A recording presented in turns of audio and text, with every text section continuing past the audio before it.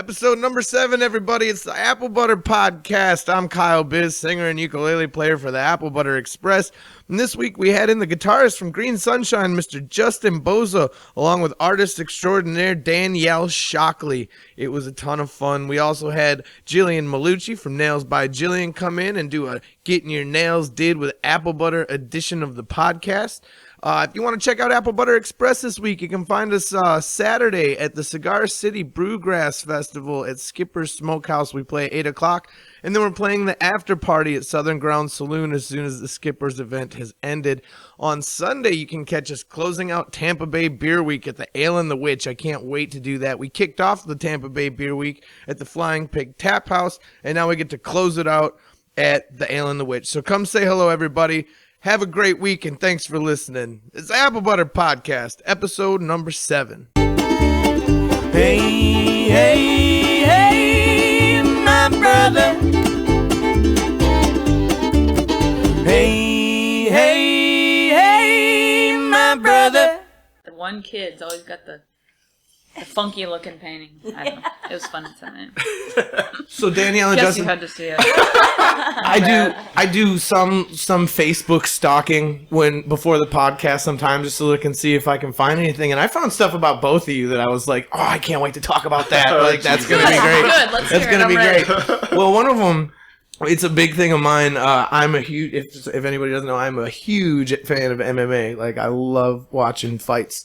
And Justin, I saw on your page that you're going to a grappling event coming up. It's actually Chad who's competing in it. We were just training for it, and he was just throwing me around all day. Is it jiu-jitsu In a or good way. more wrestling, or is grappling like a separate entity? It's a little bit of everything, really. You're not allowed to strike, and you're not allowed to do like small joint manipulation or like leg locks and stuff like that.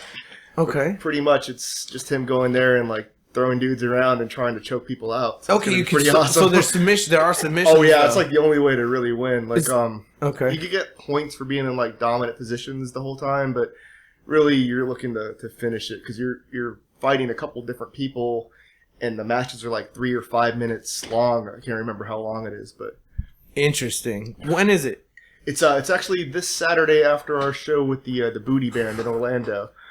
So No shit. So you guys are gonna go play a show, and then Chad's gonna go grapple. He's gonna have to take it easy Friday night. Whoa, wow, that's awesome, man. Has he been doing it a while? Have you been doing it with him? We started around the same time, but he's been super serious about it. He joined a school and all that. One of those Gracie Tampa schools, I think. I gotta get him in here, man. That's Yeah, incredible. He taps me out all the time. I think I've submitted him twice the whole time. that No we've, kidding. And I've got like 80 pounds on him, so this dude's like super serious about it. Well, that's awesome. I've always wanted to try jiu-jitsu, but I'm too. I don't know. The guy who teaches us, like, I trade guitar lessons with him for him, like, teaching us how to do jiu-jitsu. And his whole thing is, like, this is going to feel uncomfortable. And when he says that, you know it's going to hurt like a bitch. Like, Absolutely. Well, the scary thing about some jiu-jitsu moves, like, knee bars, is it's not in. Once it's in, your knee's done. Once you feel that a knee bar is being applied to you, that means your knee is done. It is blown up. Your ACL, your MCL, something has popped. That's what's crazy about it. What started? How did you start watching fights? well, I mean, I've watched, I used to do taekwondo back in, like, high school and middle school and all that. And I boxed for a little bit in high school. Oh, shit. Yeah, I was pretty horrible at it. Used to get my ass kicked all the time. I'm jealous, though. Yeah. I've never done anything organized like that. And we just, we both started watching it about the same time. Like, he's got Fight Pass, so he lets me watch all the old fights and all that. Good for him. He's the only person I know that has started paying for Fight Pass. I still can't do it. I've got my little websites that I go to that I can see some stuff. Maybe I shouldn't be seeing, but I'm talking about fights. I'm talking about UFC. Totally weird way to say that. Clear your browser history quick. Shit. Come on. No, I'm not watching porn. I'm watching dudes roll around on the ground together. She was confused by Meta they're Morris. grappling. She was very confused by my interest in Meta Morris. I told you Chael Sonnen is probably my favorite of all time. just because I like all the shit he talked. Some of the stuff he said is just absolutely epic. Oh, yeah. And Metamoris, even I was a little bored by Metamoris. Like, it just wasn't for me. I don't like it how they end in draws. Yeah, that's kind of lame. That gets me. And I like it that they're lengthy, because I know that's the thing about UFC is jiu-jitsu. It takes a long time to get some of those submissions. You know what I mean? It does. It's not something that just happens in 2 minutes. That's why I think that it's getting better as the referees get better. They let them roll a little bit longer when they know who's in danger and who's in a dominant position. You know? Yeah, I think it's the Metamoris stuff gets a little bit more interesting once you like figure out how technical it is. But like when I started watching, I was like, this is lame. Like they're just in the same spot for forever, and it seems like they're not doing anything. But you figure that once you start doing it, you find out that they're jockeying for position and stuff, and it gets a little bit more interesting. But I just like fighting. I like fighting better than any other sport. Because in the NFL, okay, you lose a football game, you go to your press conference, they say, oh, it sucks I lost that game, but I'll see you next week.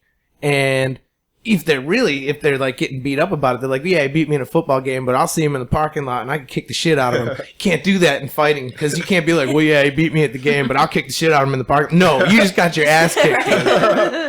The other thing, most beat you can get. I heard Dana White say it, and I thought it was absolute truth. In my experiences in the world, I think what he said is absolutely right. He said if you had a 4-way intersection, and on one corner you put Kobe Bryant playing one-on-one with Michael Jordan. On the intersection across from that, you had Nolan Ryan pitching to Babe Ruth. And on the corner across from that, you had Deion Sanders guarding the greatest. Fuck, I can't think of any fucking wide receivers right now. I'm just going blank. Don't look at me. Jesus Christ, no. I'll pull one. Okay. Where's Dennis? I was gonna pull one from my childhood and do a Michael Irving, who I can't really stand now, just because he seemed like he knew how to party. But if you put all those sports going on at once, and on the fourth intersection, 2 homeless people started fighting, everyone's going to turn and watch the fight, because everyone wants to watch the fight. And I think that's how true. Fights was born. It's how bum fight, and that's Well, then the chanting starts. Yeah. It's always my favorite. But I think World star. you could be watching an opera, and if a fight breaks out, you're going to turn and you're going to. I'm always going to turn and I'm always going to watch the fight. Opera fight. And it's cool. The thing I like about jiu-jitsu that's crazy to me, and all like really choke submissions, all submissions really, but when you tap out due to choke, you're basically saying, hey, if this was real life, you just fucking killed me. I'm dead. You just cut off the oxygen to my brain. People that watch MMA now, you see the tap out so often, it kind of blows past you what that really means. Like, what that means is, if we were in the shit right now and we were serious, I'm no longer on this planet anymore.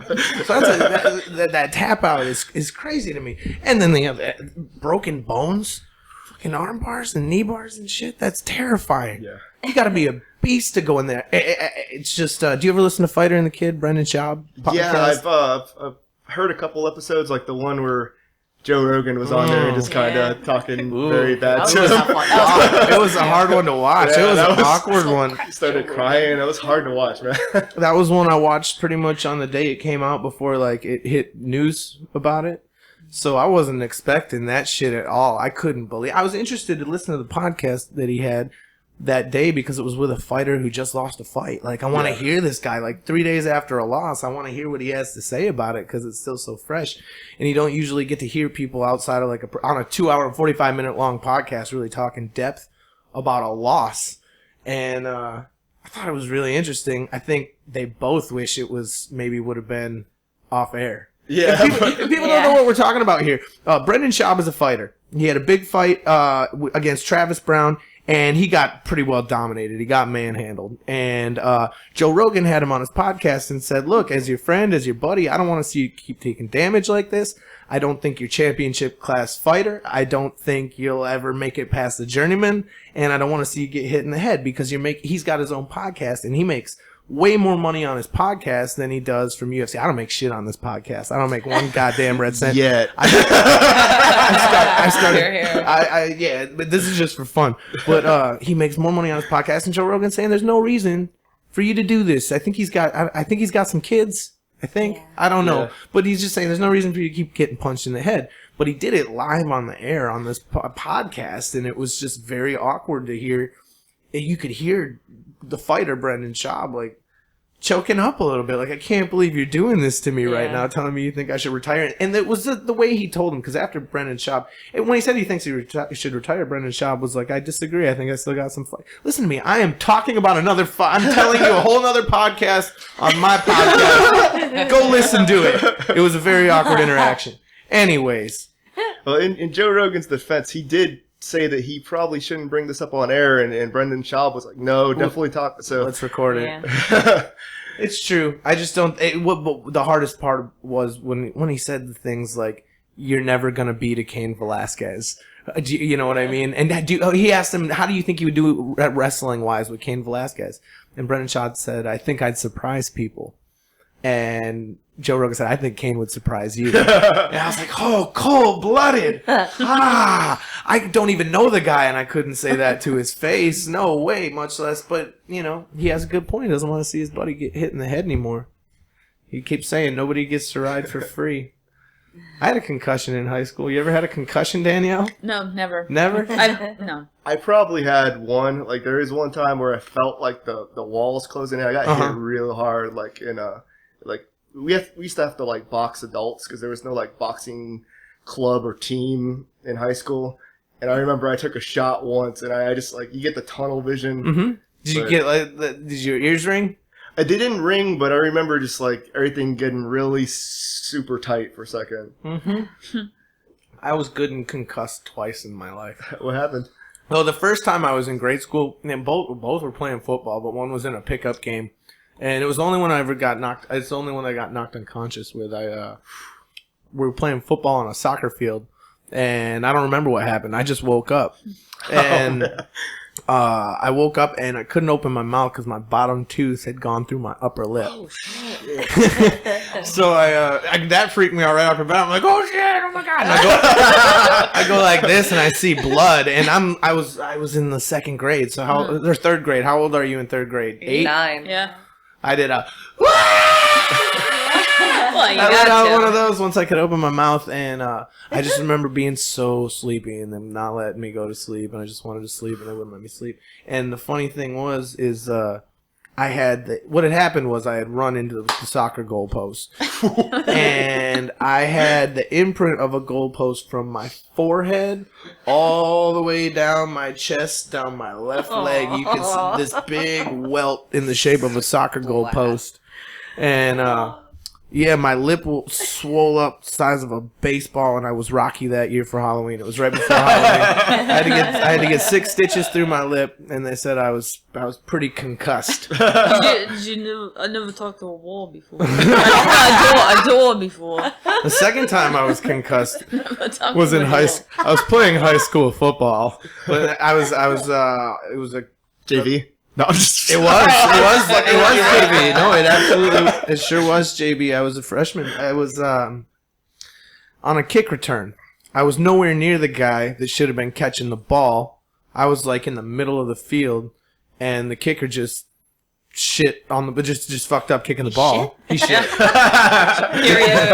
The kicker shanked the kick, and it just went straight at me like a beeline. So I caught it, and I'm running with it. And my dad said it was one of the only hits he'd ever seen where you could hear it twice. The kid hit me, pick me up, and then you could hear him hit me and slam me into the ground. And immediately I jumped right up. It was the last play of the half, so it's like, boop, halftime. And I immediately jumped up, and I remember kind of seeing the stadium lights were kind of going like this a little bit, and just like just a big long ring. Now it's JV football. You don't go to any locker room or anything. You just go kneel down in the end zone where your coach gives you the business about what's going on this game and why we're a bunch of pussies and stuff, And walk it off. Yeah, walk it off. No, I didn't even say a word. I didn't really know anything was wrong. I had no idea. And you must have just rubbed some dirt on it then. Yeah. Right? Played the second half, caught a 2-point conversion, and I was a receiving tight end. That was my position in high school. Though, right? Yeah. I was a receiving tight end. I caught a 2-point conversion and a 15-yard pass, and then the end of the game game ended, and as everyone's like walking off the field, I went up to my coach and I just said, I don't feel very good. I don't think I want to play in the second half. And he said the game had just ended. The game was over. And I said, I don't feel good. I don't want to play in the second half. It was gone. And he said, okay, go sit down. I was like, he's like, I'm going to send you home with your mom and dad instead of on the bus. And I said, okay, do you need any help cleaning up? And he just like, what the fuck? So my parents took me to the hospital, and I got they said I was concussed, and they wanted to do, what's the one on, is it that you get in the big tube? Is that an MRI or a CAT scan? Yeah. They gave me is that what that's the big Where you're tube? actually inside the tube? Yeah. Yeah, it's an MRI. They gave me an MRI, and I threw up in it. Because you're supposed to sit still, and I was all concussed, and I started getting sick. Fuck that thing about that whole night. They never took my football pads off.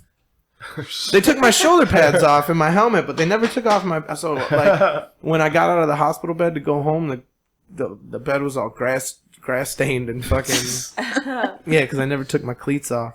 So yeah, I have been concussed a few times. Not that fun. That's why Kyle doesn't know math anymore. That's why sometimes when I wake you up to go to bed, if you're like sleeping on the couch, you'll like say something weird. What did I say the other night? What was it? I told you about the other night, and he just again. did it to me again last night too. I wake him up and I'm like, hey, let's go to bed, and he's trying to hand me something, but there's nothing in his hand, and I'm telling him you have nothing. He's like, take this, and he's holding it out, and I'm like, you got nothing in your hand. Take it. Finally, I just take it, and then we go to bed. She said she just put her hand out, and I put my empty hand on top of her hand, and I said, okay. And then we went to bed. I've also been waking up, like, okay, usually when I wake up in the morning, the first thing I do is I grab my phone off the charger. I put my glasses on, I grab my phone off the charger, and I got my pack of cigarettes right next to the bed.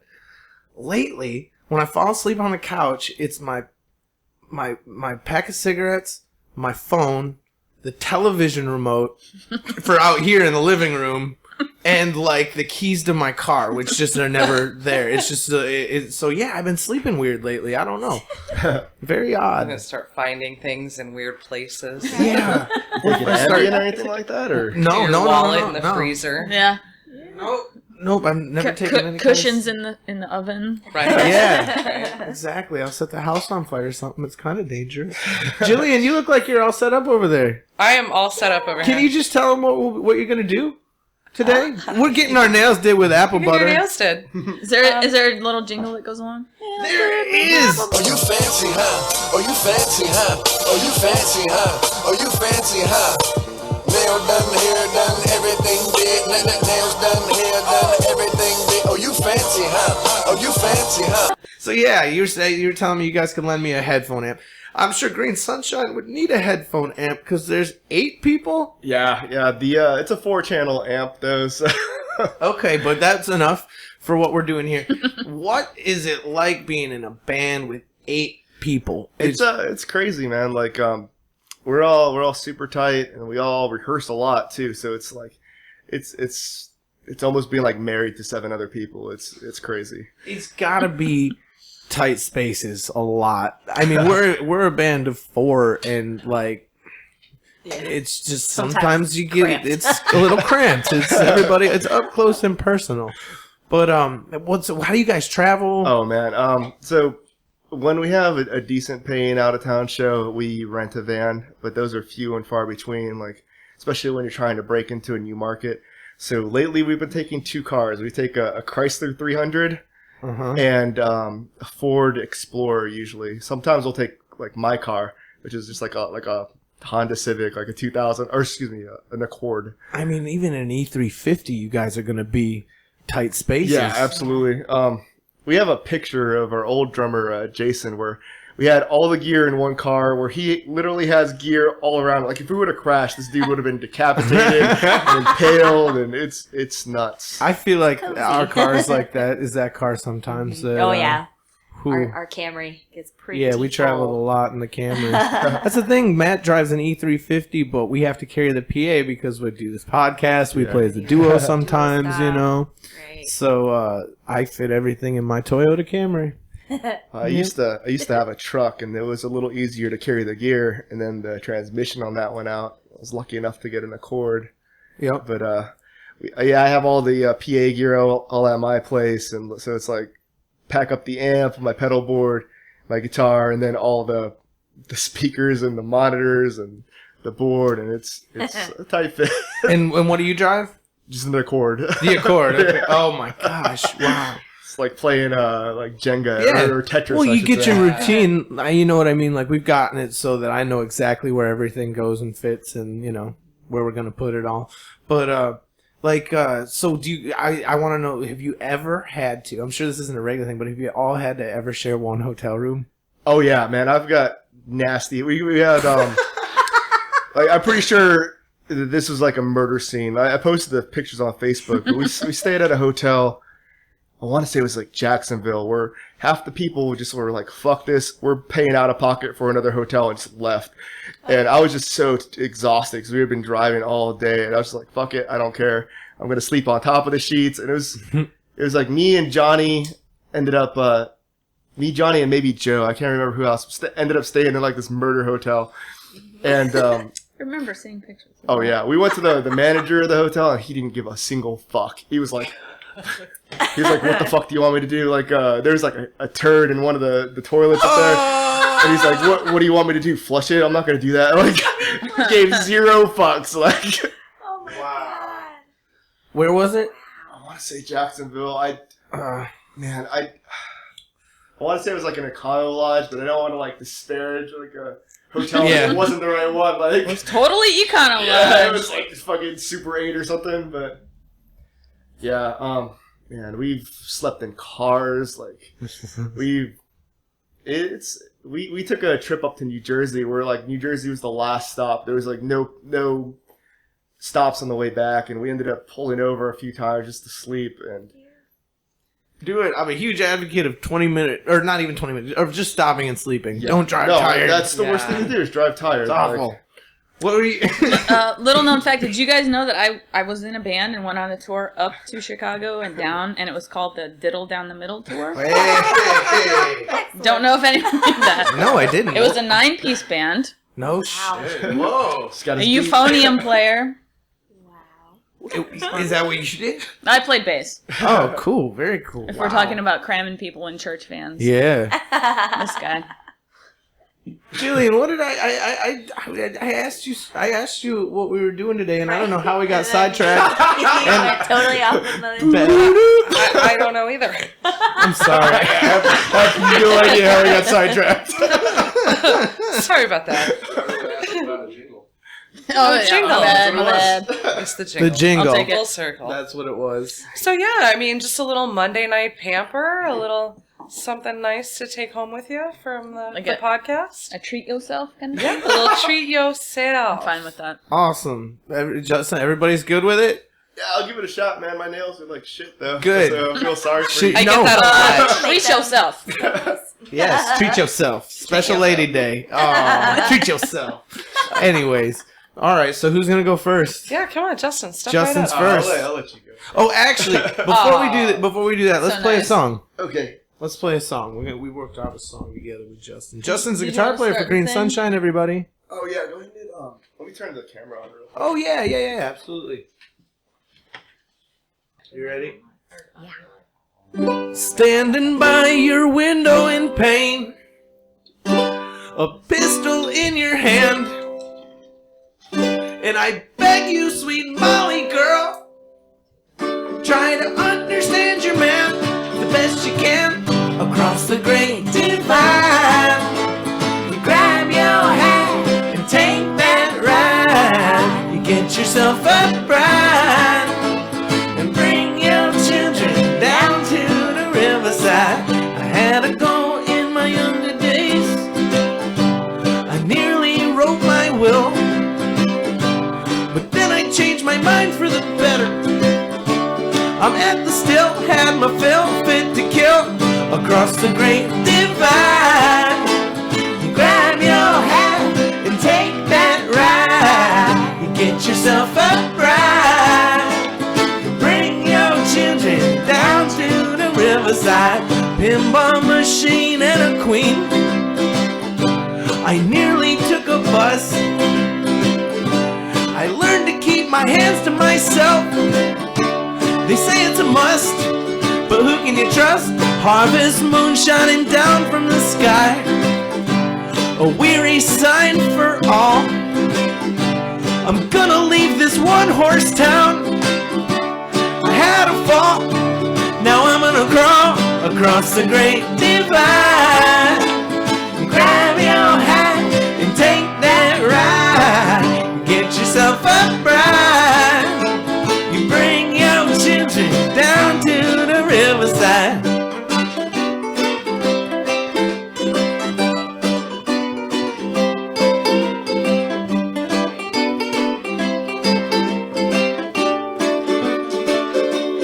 Now don't you worry, sweet Molly girl, your time will surely come. You feed your man chicken every Sunday. Now tell me, hun, what you done with the gun across the great divide? You grab your hat and take that ride. Get yourself a bride. You bring your children down to the riverside across the great divide. You grab your hat and take that ride. Get yourself a bride. You bring your children down to the riverside.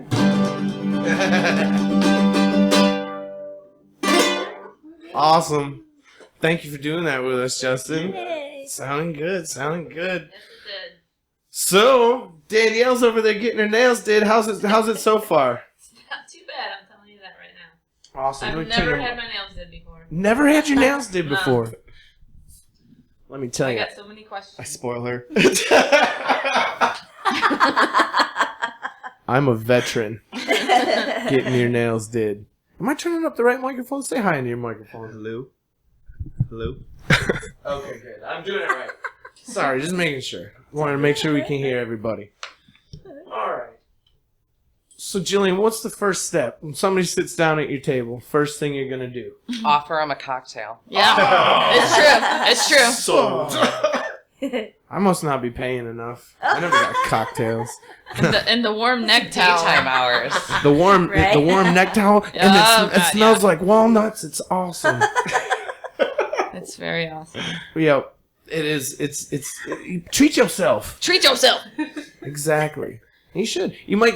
My thing is, I'm a habitual nail biter, and after she gave me a full manicure the first time she came in on the podcast, I stopped chewing my nails. It's true. I stopped, except for this week. What? Oh no! And you have a snaggle tooth? I'm charging you double. Just the thumbs. But I have Heavens to Margaret Troy. I have an excuse though. I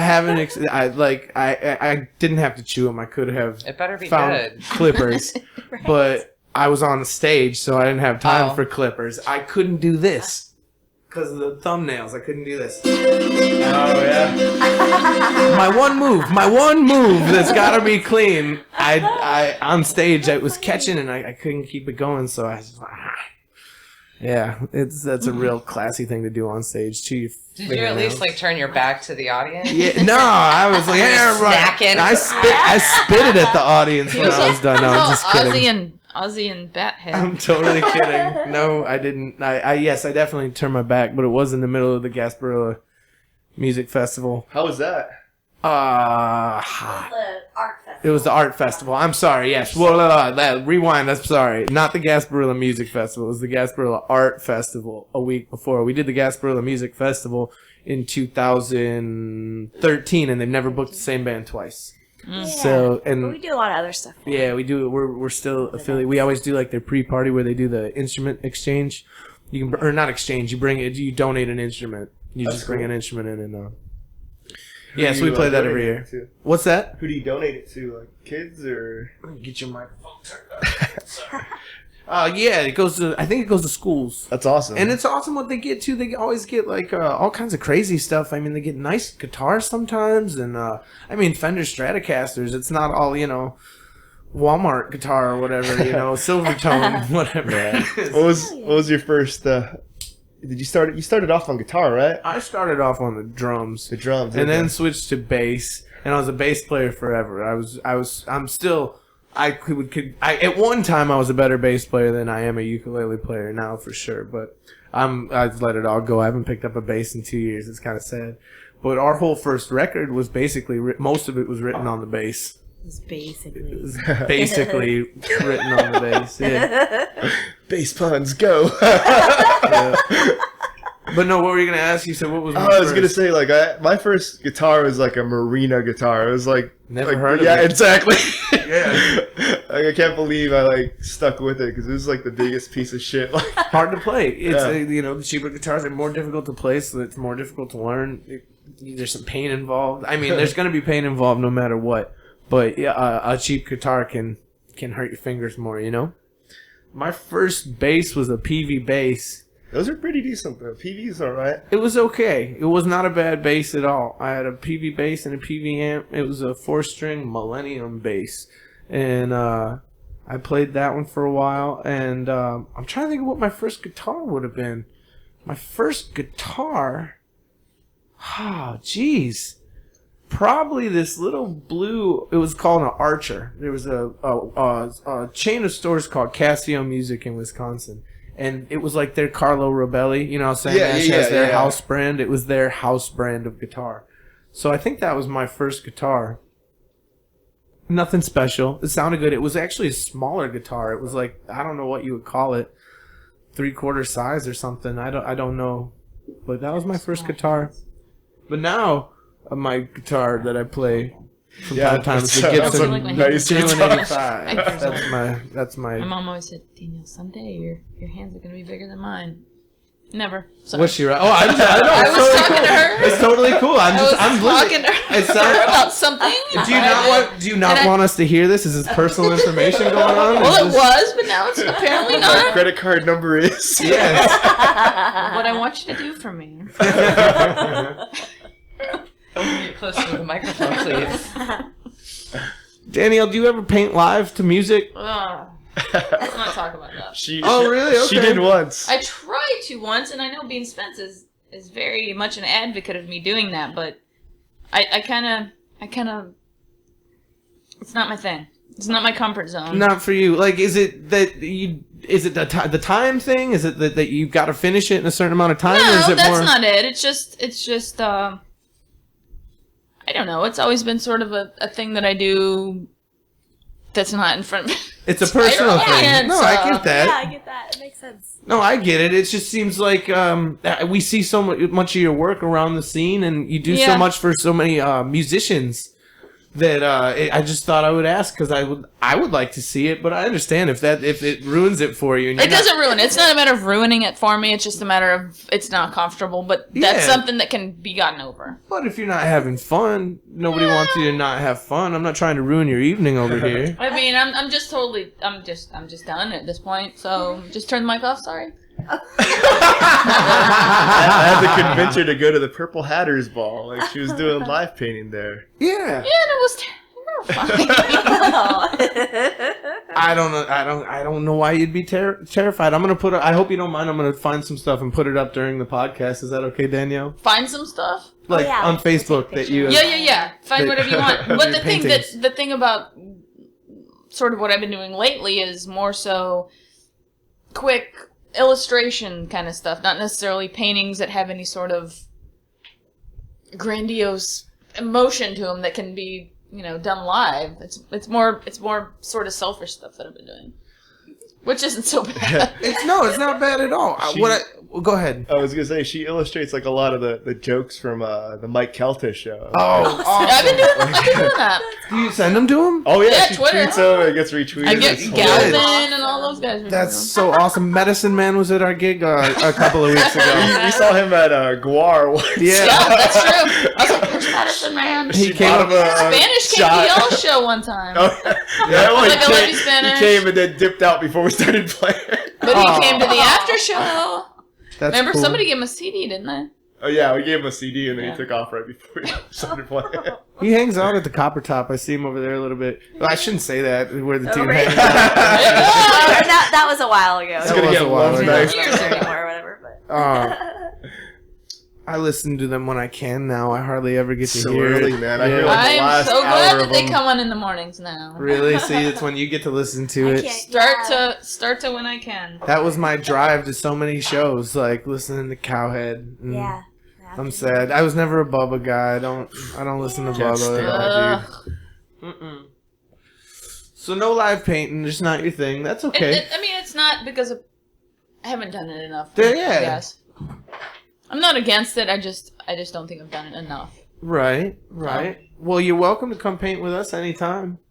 The thing I like about Thank you. your work, and truly, it's one of those. I know it as soon as it couldn't be anybody else. You have a very distinct style. Thank you. That's a huge compliment to me because I what else could I ask for? You can pick it out from a mile away. Well, and Yeah. out of the things that I've seen that you do, like you just said that they're not like emotionally grandiose, but like I absolutely feel people that you've created. Yeah, you Oh, cutify everybody. You Our make.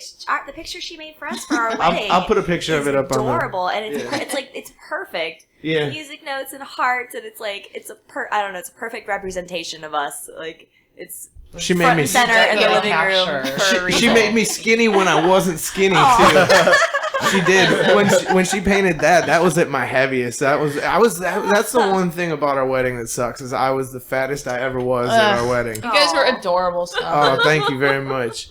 I appreciate you saying it, but you Well, definitely you know painted. it's You painted me up. Like Wow.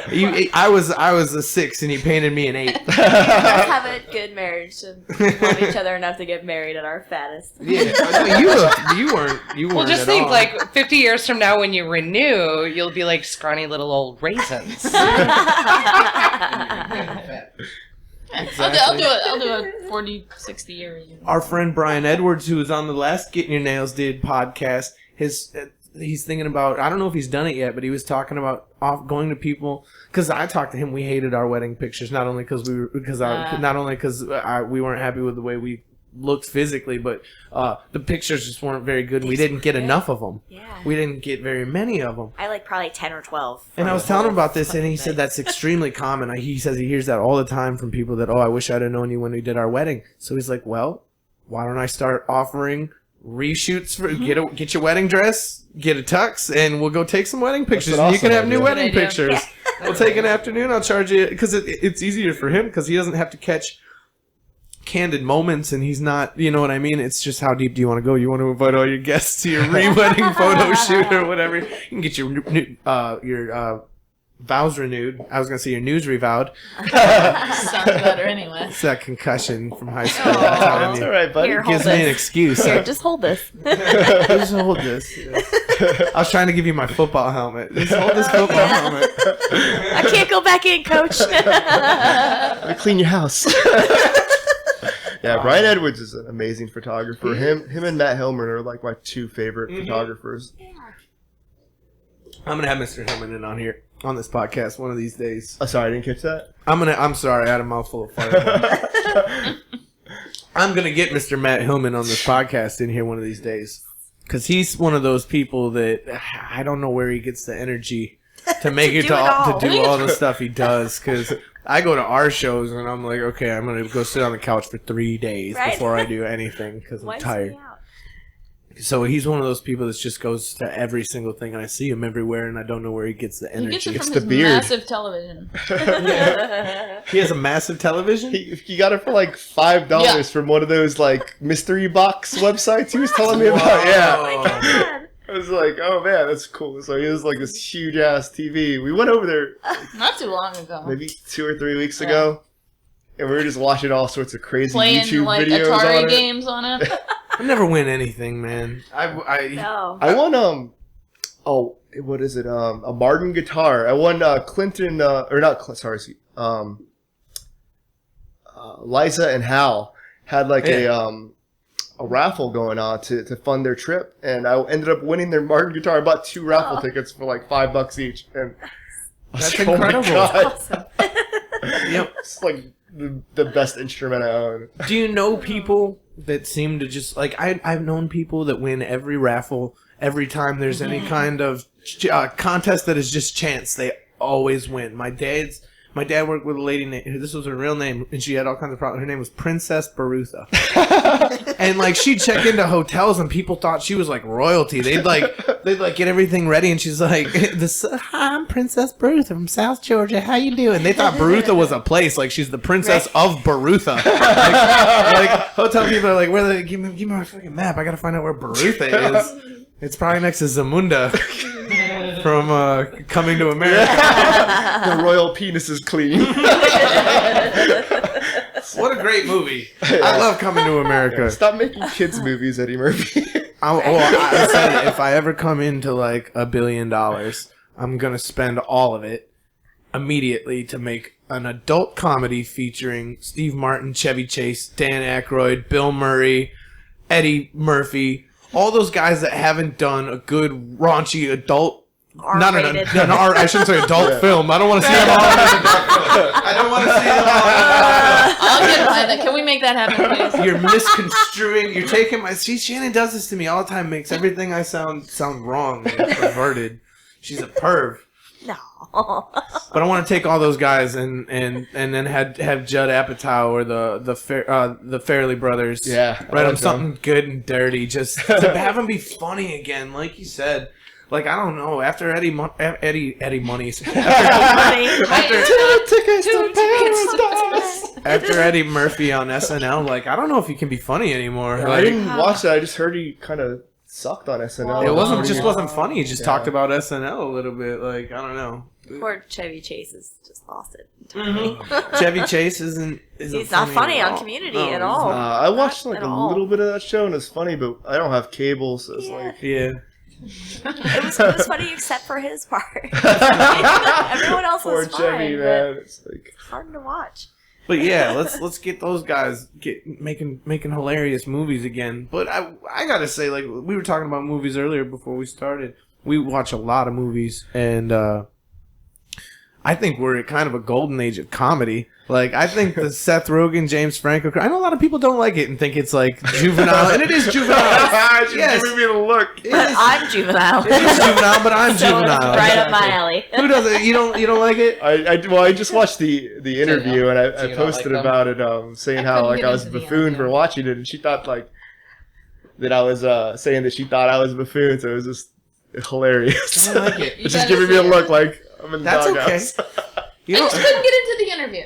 Right. Yeah, the interview. I thought that was like the funniest movie I've seen in forever. I didn't think it was bad. I didn't think it was their best movie, but I liked it better than Tropic Thunder, to be honest. I didn't really care. I think Tropic Thunder is the one I laughed the least at. Sorry, never done this before, but here's a correction. I said I didn't like the movie Tropic Thunder. I love the movie Tropic Thunder. I think it's hilarious. I meant to say Pineapple Express. Kind of a dud. I didn't like that one. But Tropic Thunder is fucking awesome. Of all of them, I laughed pretty hard at the interview.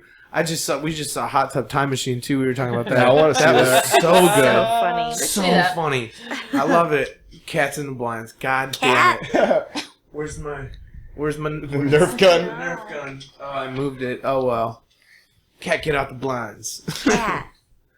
This is why there's Bean Spence paintings in my window, because so that cat ruins the blinds. Cat doesn't ruin the I blinds. run into him all over the place, man. We did like a WMNF thing, and he was there, and it was like, oh, awesome! I didn't even know you were gonna be here. It was cool. And then we went to see you guys, and he was live painting there, and he's just such a funny dude, and like comical, and then. Thank you, sir. Here's what I would love to see.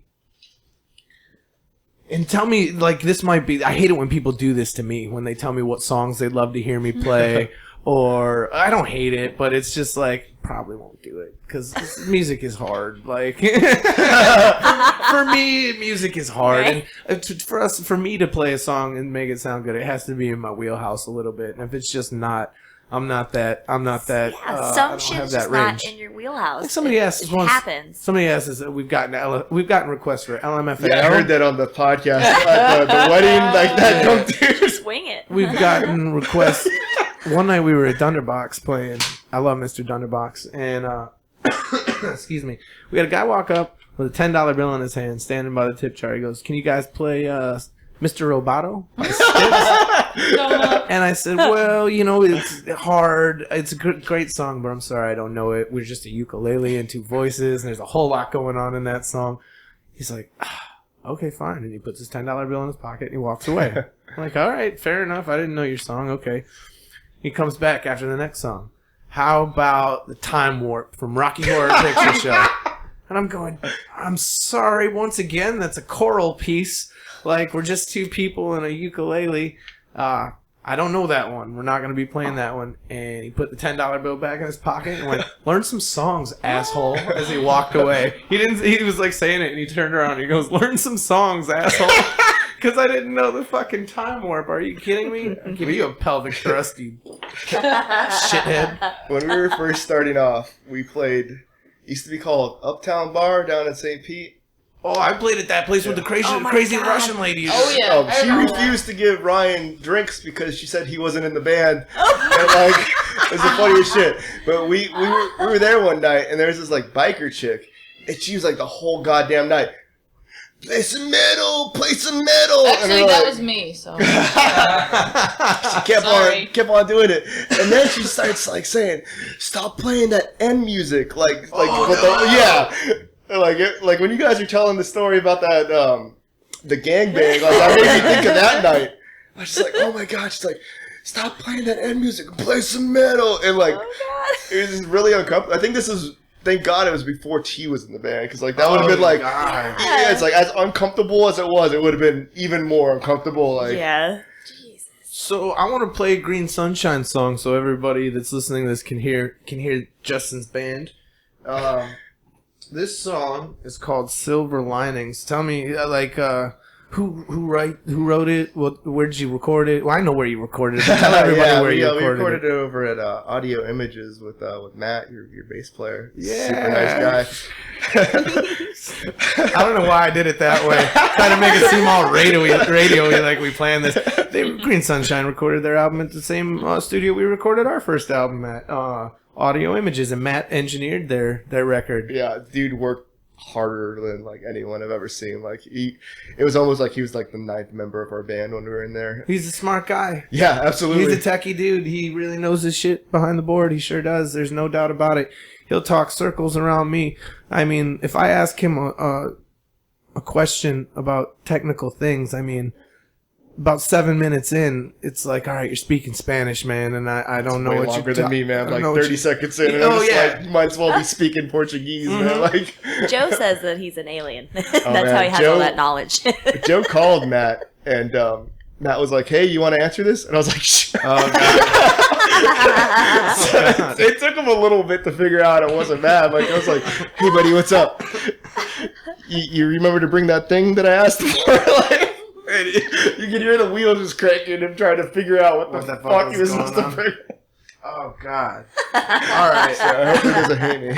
So Silver Linings. Who wrote Silver Linings? We actually write all of our music together. Like, awesome. Cool. Like, say Joe come up with like a bass line, and it's like, oh, dude, that sounds awesome. Let me try and put this on top of, or Johnny will come up with a like a horn line, or actually last night T came up with like an awesome hook to a song, and she actually was able like to sing out like, I want it to sound like this during the breakdown, and so we started writing a brand new song last night. So very cool. Kind of like to collaborate. That's a great way to do it. That's a good. It's a good. I like doing it. It's just me and Shannon and I and Joe and Matt live so far away. Joe works 3 other jobs. Matt runs the studio. So we don't get to see, sit in a room together a lot. We usually, when we write together, it's when we're on the road, when we're traveling in a hotel room, and that's fun. But otherwise, we're writing separately, pretty much. You know what I mean? So you guys do the whole Dropbox thing, where you guys like send each other parts and stuff like that, or kind of have started doing that. Joe doesn't have the fucking internet. Okay, Joe's.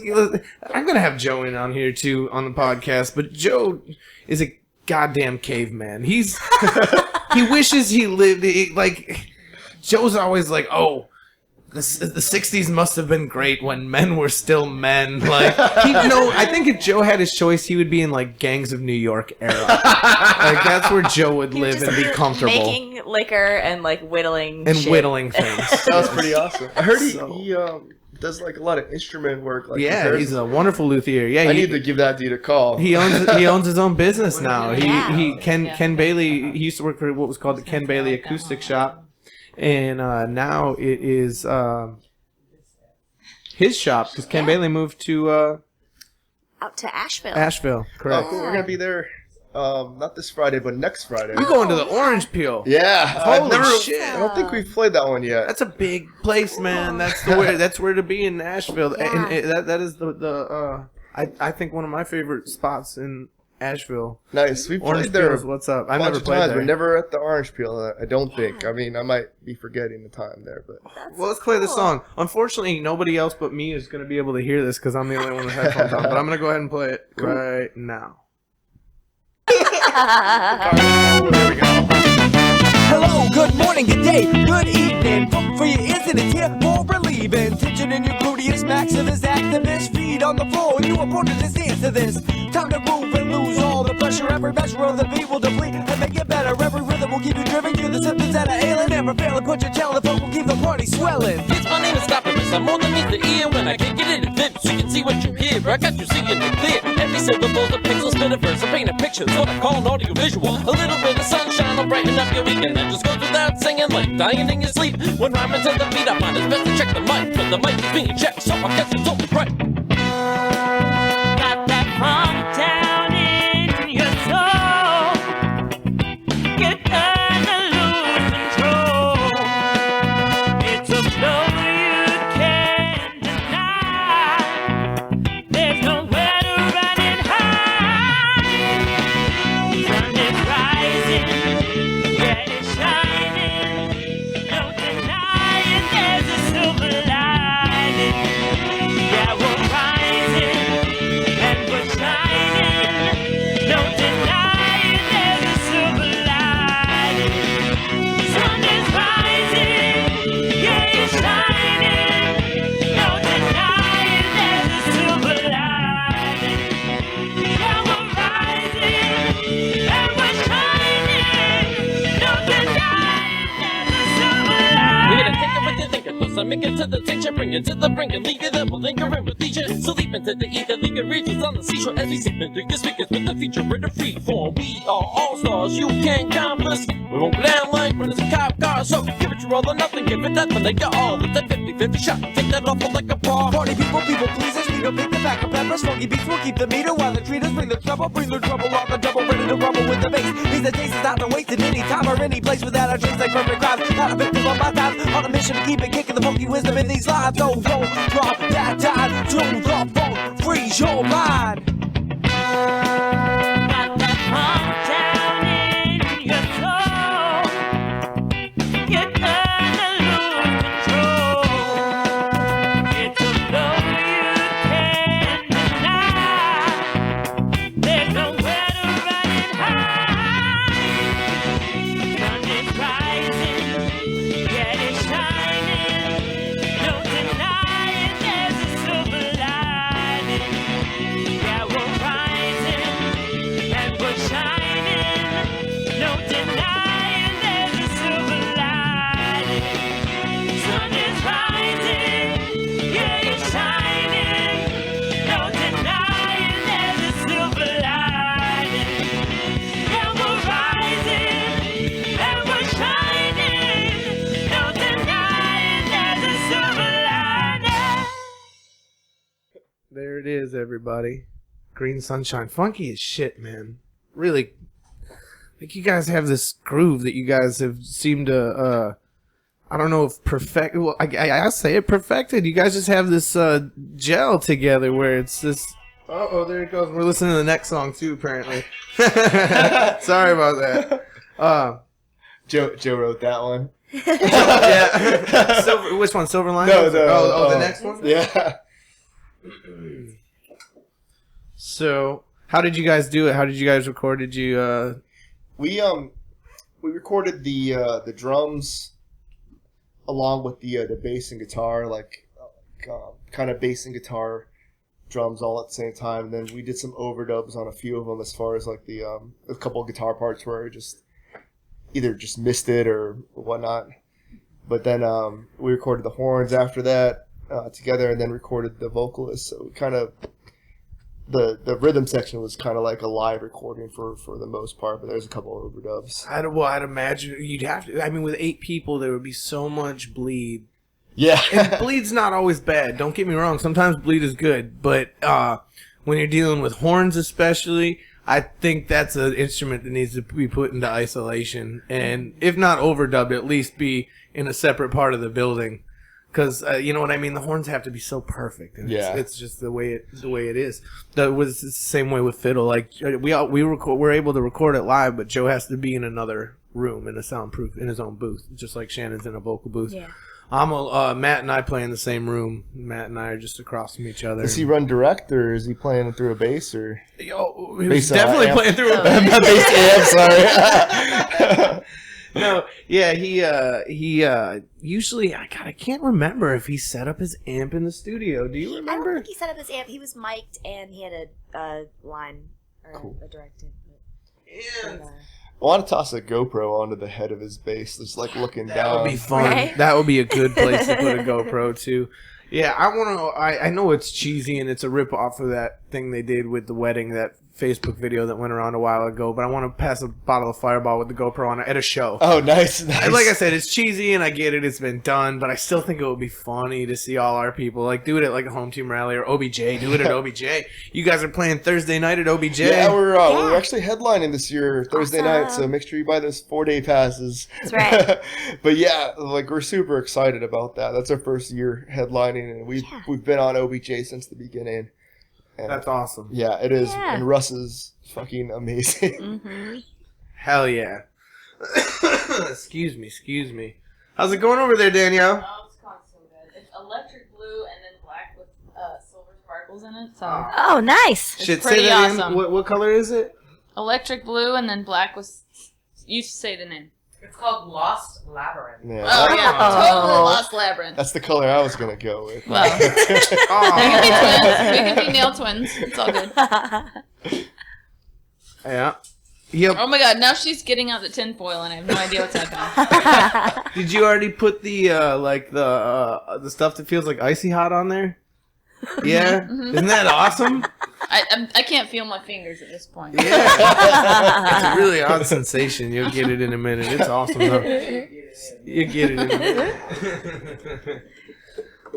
Awesome. So yeah, Orange Blossom Jamboree. I think we play Friday night at midnight. That's fucking awesome. Yeah, that'll be a good one. I'm excited about it. I like being the late night band at OBJ. It's always fun because you get the rowdies. Yeah. You know. That lasts until about 6 in the morning. Right. Oh God. Speaking of 6 in the morning at OBJ. 6 in the morning at OBJ. This year? Last year? Years ago. Years ago. What happened at 6 in the morning at OBJ? We started talking about Nard. Remember Nard was the glue? Yes. And I think I had brought holding a gin or something. We were sitting at the picnic table, all of us. It's not. Us three. Okay. Well, I'm sure. I don't expect you to remember. No. Please tell me. Did we just sit there and drink, or what happened? Yeah, pretty much. There was a story. Something And happened. parents were there. And Was it my parents? one of y'all's parents. Probably. Yeah. Was it Chris Could've been Camato's Jim. parent? No, it was one of them two's parents. Yeah. I remember, I don't know if it's last year or the year before, he was hanging out with his mom. He's like, sorry, Mom, but I'm going to do some not so nice things.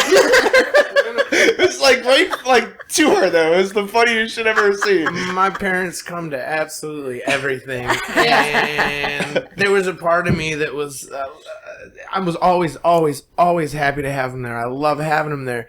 But it was kind of like, if you guys are going to come to every one, you're going to see, from time to time, you might see me do some things. I think that's probably some of the things that you didn't want them to see that we were probably doing. Maybe not cool when I was in high school. And, and you're going to see my friends doing things that maybe you don't expect to see. But they're so cool about it now. And I mean, they're just, they're very cool about it and accepting of everyone, and I love it that they come to everything. They're our support system when we don't have anybody there. When they're the only two people there, there's somebody to give us this at the end of every song. You know what I mean? And my dad does amazing. It's selling our merch. Like he is just does awesome at it. He's very friendly to everybody, and we got that song about him. So people kind of want to talk to him about the song. It's so funny because I talk about how he fell in the Erie Canal, so everyone knows that he's from the Northeast. So then everybody wants to go ask where you from in the Northeast, and he's from Weedsport, New York. That's where that happens. Good old Weedsport. Good old Weedsport. Not a lot in Weedsport. A couple of stoplights. There's a school, but that's how he gets approached about the Erie Canal a lot. That's how it happens. Now, when they don't come to shows, people ask where they are. Like it's like, oh, I was kind of looking forward to hanging out with them. Yeah, I guess I'll stay and watch you guys play a couple of songs then. Yeah. But I love having them at the shows. It's awesome, man. Yeah. My mom, they used to go to movies on Friday and Saturday nights. That's just what they used to do. They'd go see movies, and now they just come to our shows, and they drive everywhere. They were in Matlacha, Florida this weekend. You ever been to Matlacha? That sounds super familiar. Where's Does that it at? really? It's like out by like Venice, Naples. Oh, it's further than that. Further than that? Yeah, it's like Port. Cape Coral. Cape Coral. Okay, yeah, that's where I think- T's from there. No, Oh, Cape- remember Cape she Coral. had that friend that was my exact name, but it wasn't me. Oh, From weird. Cape Coral. Danielle Shockley. There Yeah. was another Oh, Danielle wow. Shockley That. in the world. Yeah, ask her about that. There's another Kyle Biz in the world. That's There's- weird to me. There's one other Justin Boza. And Yeah? I get friend requests all the goddamn time because he went to Tampa high school, like some, I don't know if it's Tampa high school, but some high school in Tampa. Yeah, God, Andy lives in Florida. That's so weird. Yeah. Or in Tampa. I at know. that, Well, yeah. and then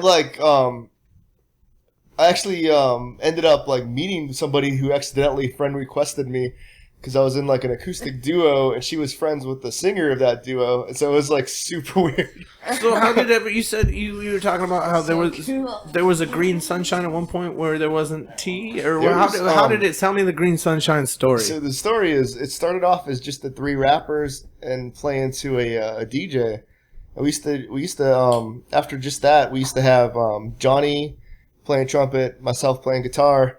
We had a DJ and then three rappers, and that was it.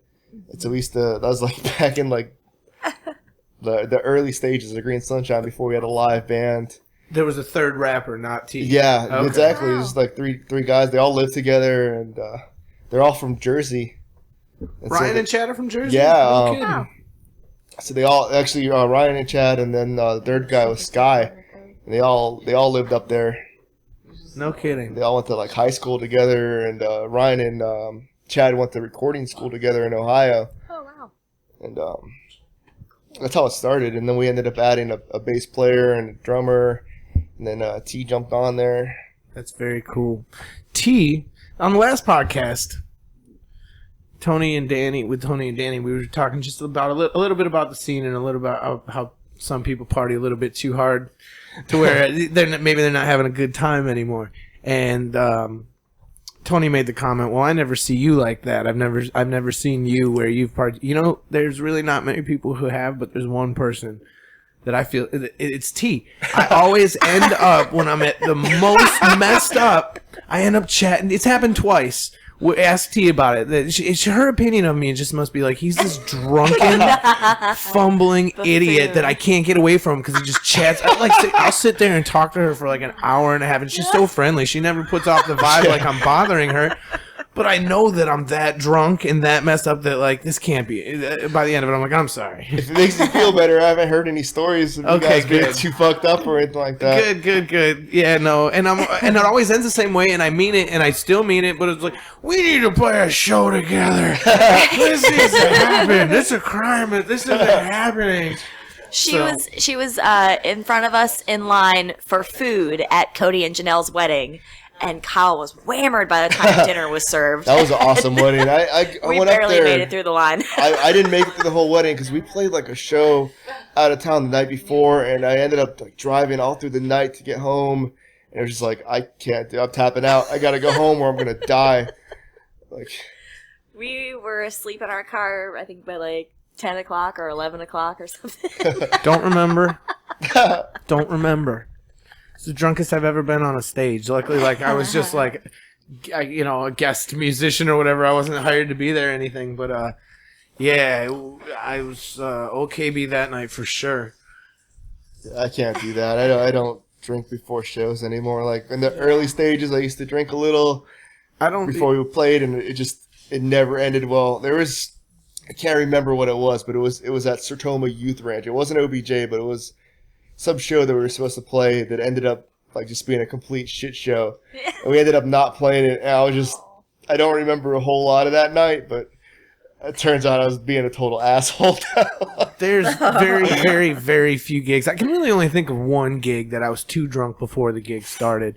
They had a keg of High Life backstage just for the bands, and yeah, I just drank. And we didn't play till like 3 o'clock in the morning. We got there at like 9 o'clock at night, and yeah, it was just time to kill with beers in my hand. And that's Ryan's favorite band or favorite beer, I should say. It's good stuff. And then Time to Kill. I thought you were gonna say it was his favorite band song. It is one of my favorite band songs. It was the band did the song we did earlier, Across the Great Divide, which is one of the other things. Well, I'll wait till you're all done over there. Can I just say that I've never had my nails done before? A, and B, it's my new favorite thing. It's your, yeah. Right? I know. Everything about it I enjoyed. And now we need to plug her place. Yeah, so Nails by Jillian, everybody. Oh my gosh. Gotta get there. It's right now it's in we call it New Tampa. New Tampa. We're in New Tampa. Wow. 75. Find me on Facebook. Nails You're by right by Jillian. where I work. What Highwoods Preserve Parkway. I'm inside Across the from Movie Sola Co. next to Best Buy. Or like Home Goods I'm Best like Buy. I'm like on the other side of 75, but like right near you. It's Yeah. small It's awesome. Electric blue with black. It's perfect.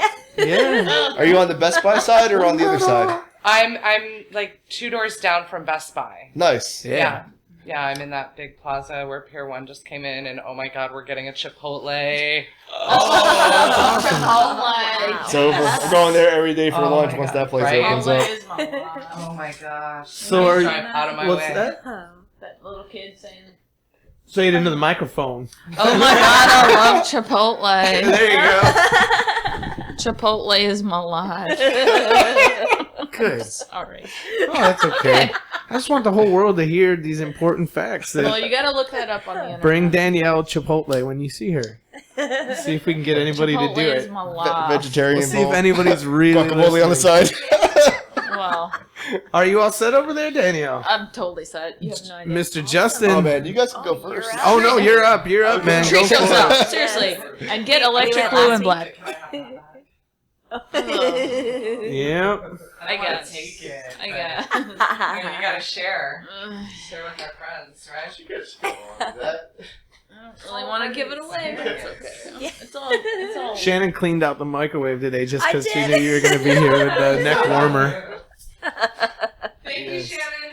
You're welcome. I microwaved carrots in there the other night, and they fucking exploded everywhere. You guys It ever needed to be forgotten cleaned about anyway. popcorn in the microwave? No, I don't do popcorn very often. May I? Oh, Yeah, oh, burning yeah, popcorn absolutely. is the worst.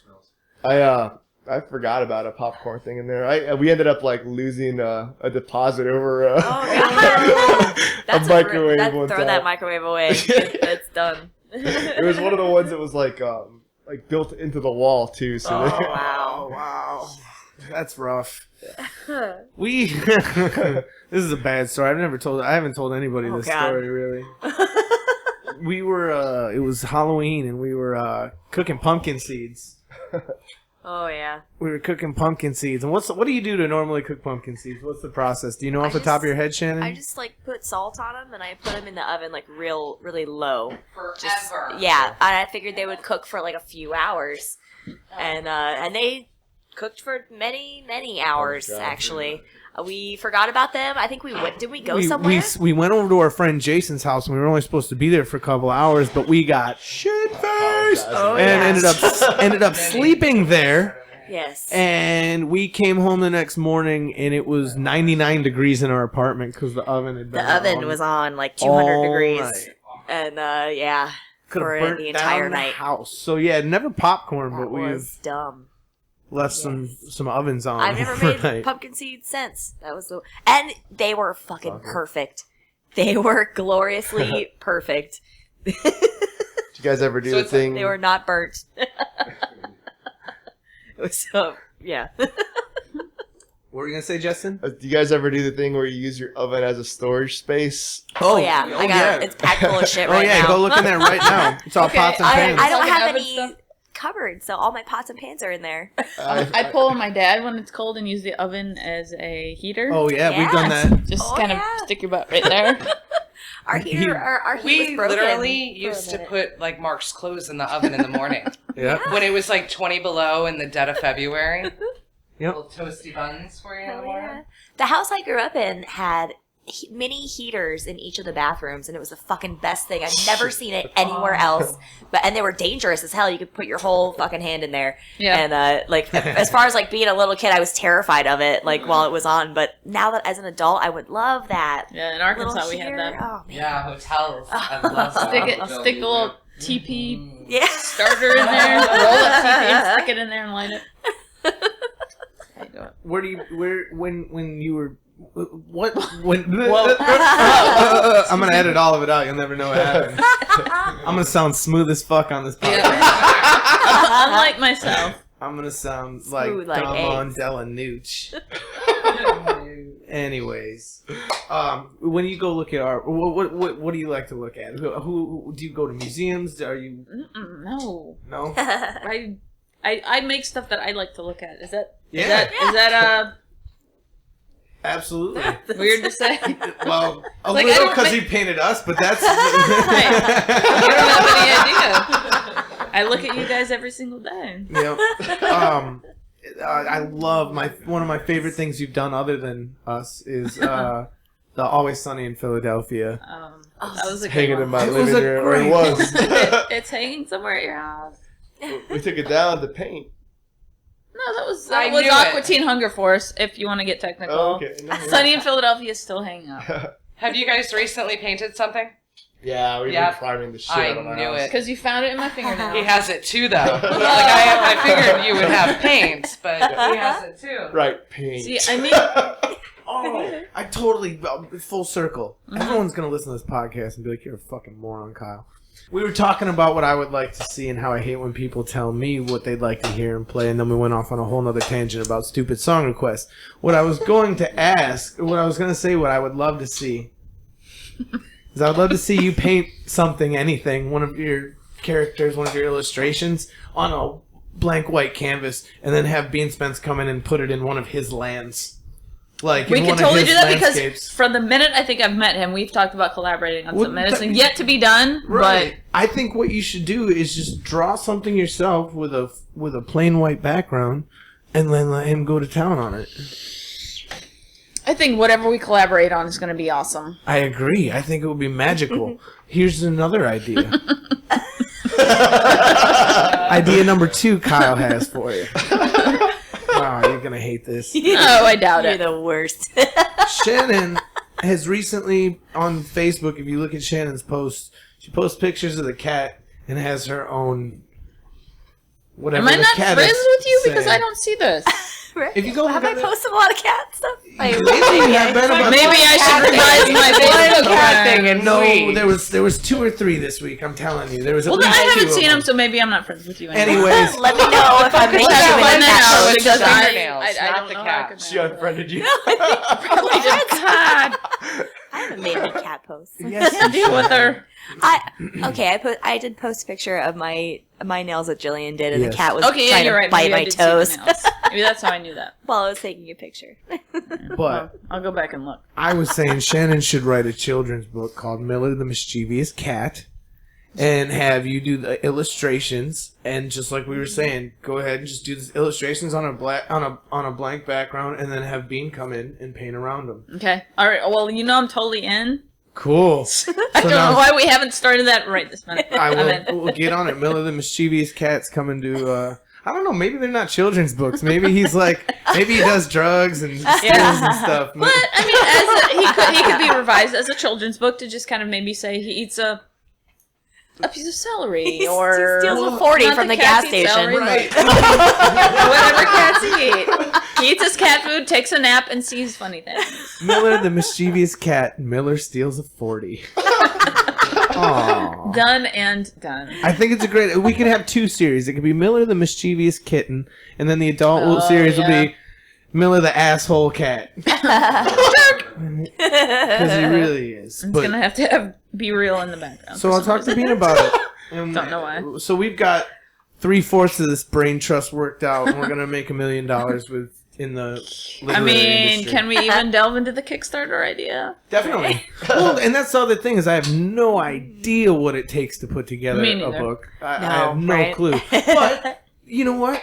I They got this probably- thing now called Google that fucking knows everything. True that. And it's wasted on the worst generation of people. Like we there's no such thing anymore as wonderment. Like we were listening to what's Spiral Staircase? Staircase. Okay, what was the I love you. I love you more today than yesterday. Oh, so good. That was on the My Girl soundtrack when I Yes. was like 10 years old. I got that because I love that fucking book so much. Now, I don't know if it was the speakers I was listening to it on or what, but listening to it, I could not figure out whether, A, it was a male or a female singing, but then I was trying to figure out, is it a black dude or a white dude? Is it a black lady or a white lady? It was just, I couldn't tell, and I was thinking, well, we immediately Googled it and found out it's a bunch of white dudes, and that's what it is, and, I was just thinking, God, if this was 1970, if there wasn't a picture in the album, we would just have to sit here and wonder.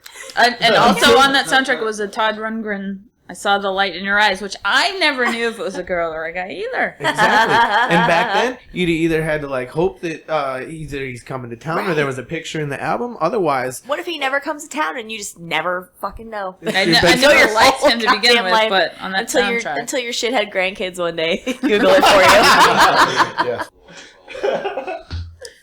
So you guys were talking about songs to cover earlier, yeah. and I was mesmerized by the nail thing, and I wanted to say, what's his name? Baker Street? Jerry Rafferty. Jerry Rafferty. Yes. Bleecker Street, huh? Yeah.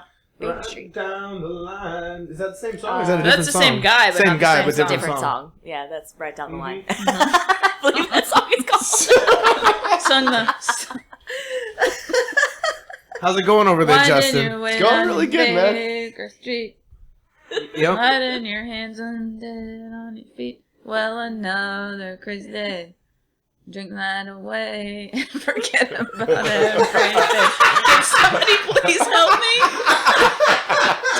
Nobody jump in. Hung you out to dry. Hung you out to cold-blooded. You should edit like 40 seconds silence in after that. Yes. Jeez. People think it's buffering.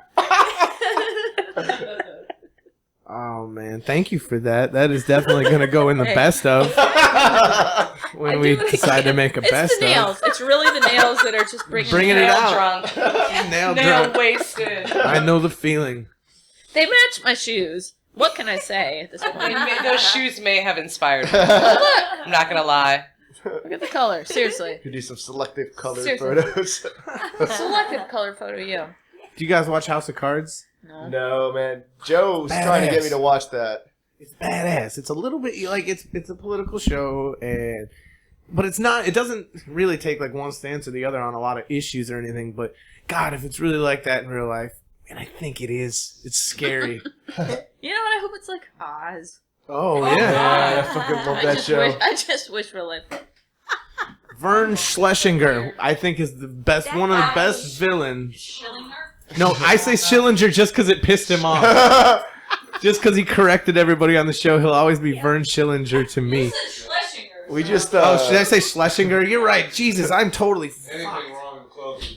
we just picked up Whiplash from so Redbox. good. We haven't seen it yet, but we're So good. oh man. I built it up. I saw the short film about it, but we haven't Oh seen yeah. it. And honestly, I was kind of mad that they released the short film because that ruined some of the best parts in the whole movie. if Oh, you she watch hasn't that. seen it yet, so don't watch the Don't short watch the film. short film. No, I'm It's- not if- really not going to. don't use that as it's like when a preview shows you all the best parts of a movie. Like, it has like a couple of the quintessential scenes in the movie kind of smushed together, and it was nice. It was cool to see the outtakes once you've already seen the movie, but if you haven't seen the movie, it kind of ruins it. It's so weird seeing him sell insurance. I'm just like, every time I see him on TV, I'm just like, all I can think of is, please don't rape me. Oh yeah, exactly. Wait, And did Tobias Beecher shit in his mouth, or did he shit in Tobias Beecher's I mouth? think he shot on his face. oh my god. My greatest memories of that show. Yep, poor old Beecher, man. Have you Poor old seen Beecher. her painting of Adebisi? No, you did it. I did that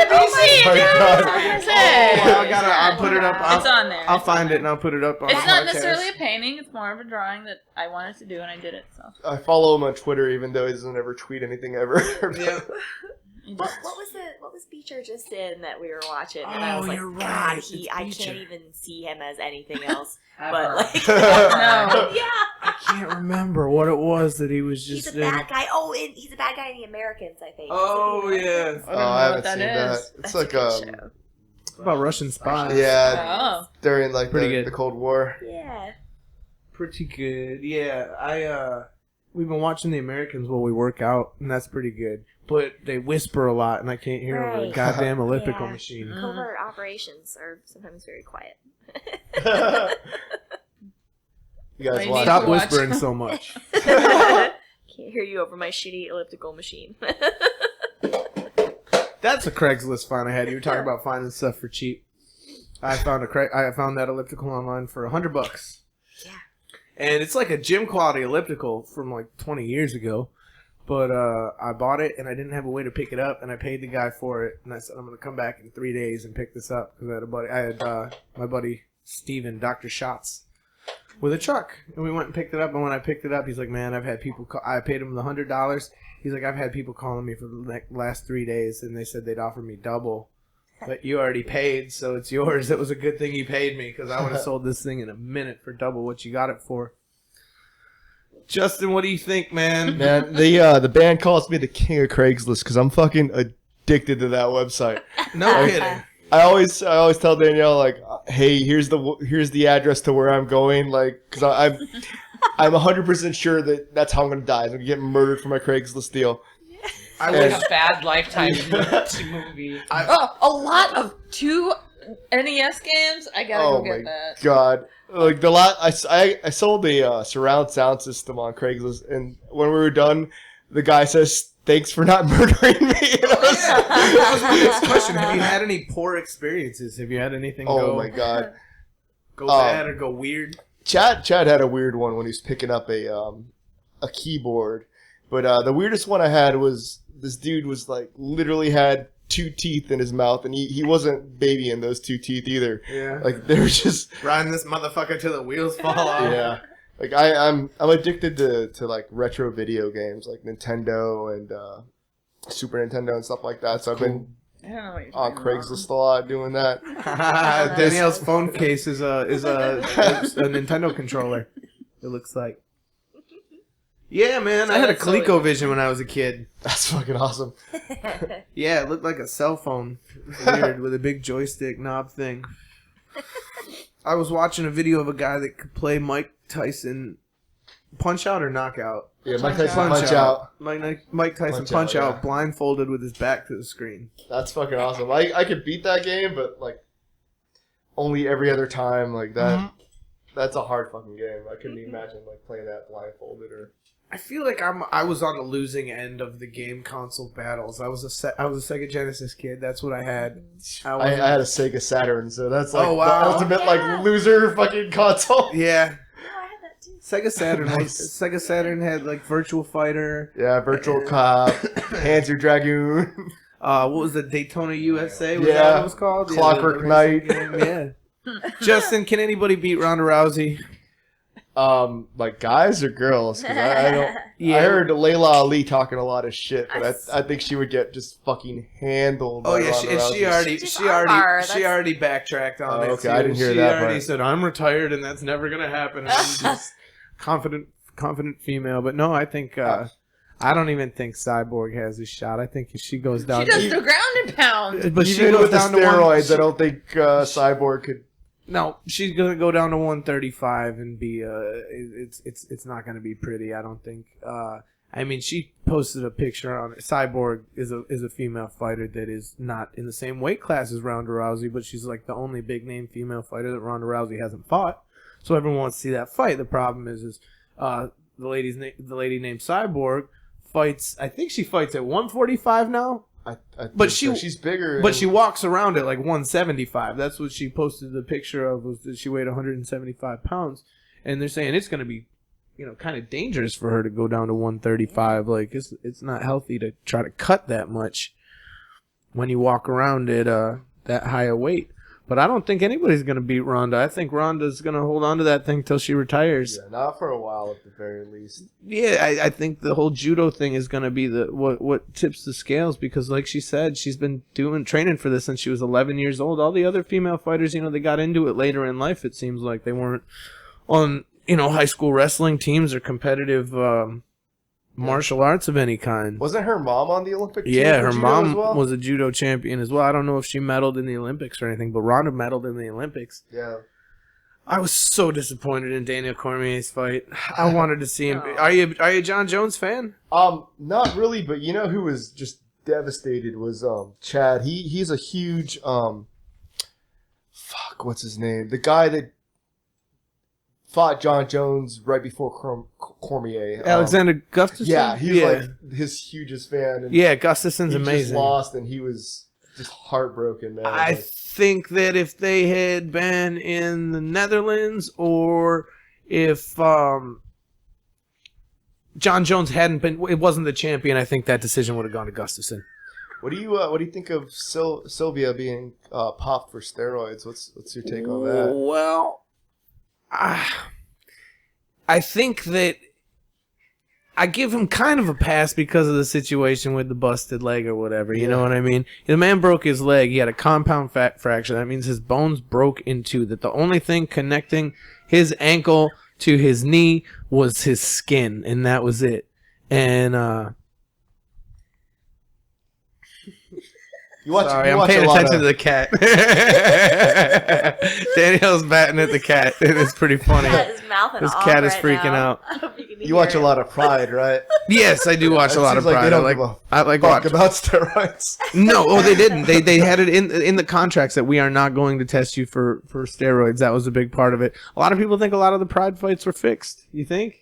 I don't know, man. I don't think so. Well, you never know. It's like the easiest sport to fix, because you only have to pay one guy off. It's just some of it's boxing and MMA. Pretty compelling. I mean, have these guys like Fedor was so dominant for so long, and that guy is a sleeper, because if I saw that guy in a bar, he just looks like a dad. He's got like he's got a gut, and he doesn't give a shit. Yeah. He does not care that he has a gut, and that's what made him awesome to me. Like, I love that about him. Guy's a scary dude. Absolutely, he was terrifying. That look on his face, just no emotion whatsoever. He didn't even look angry. Bored. He looked bored as he's beating the shit out of people. He did look very bored. I wonder about the Pride fights being fixed though, because how did guys like Fedor and Mirko Cro Cop go all those years without getting beat, and then they come over to other organizations and then can't win a round? Yeah, I don't know. Cro Cop's the real deal, though. I've been watching a lot of his fights lately. That guy is just like a nasty fucking kickboxer. And those Eastern European dudes are just tough as fuck. That leg, man. Those kicks. People that don't know about MMA, go look up Mirko Cro Cop on YouTube, and all you're going to see is him kicking some poor asshole in the head. Or in the legs, and just like destroying it. Like they can't even walk after the first round. Shannon didn't know about that was a thing, that there was like that you could stop a fight due to leg kicks. Yeah, well, look at Rufus, what's his face? Duke Rufus? No, Duke Rufus, thank you. Yeah, Duke Rufus. Mayweather Pacquiao. Super excited Finally. about that. I am. I wish that happened 3 years ago. I wish that would have happened 6 years ago. If Pacquiao hadn't gotten knocked out, who's the dude that knocked him out? Marquez? I can't remember. The dude that knocked him out. You got to see him vulnerable, and nobody's seen Mayweather vulnerable, but there's no way you can. Do you think Mayweather's the best boxer ever lived? No. There's no way he could be. I think Mike Tyson at his prime could have fucking destroyed anyone. Really? Yeah, I do. And I'm not the biggest Mike Tyson fan either, but like That guy was just fucking nasty. But all the time Tyson was out there was another guy out there that he wouldn't fight. His name was Evander Holyfield.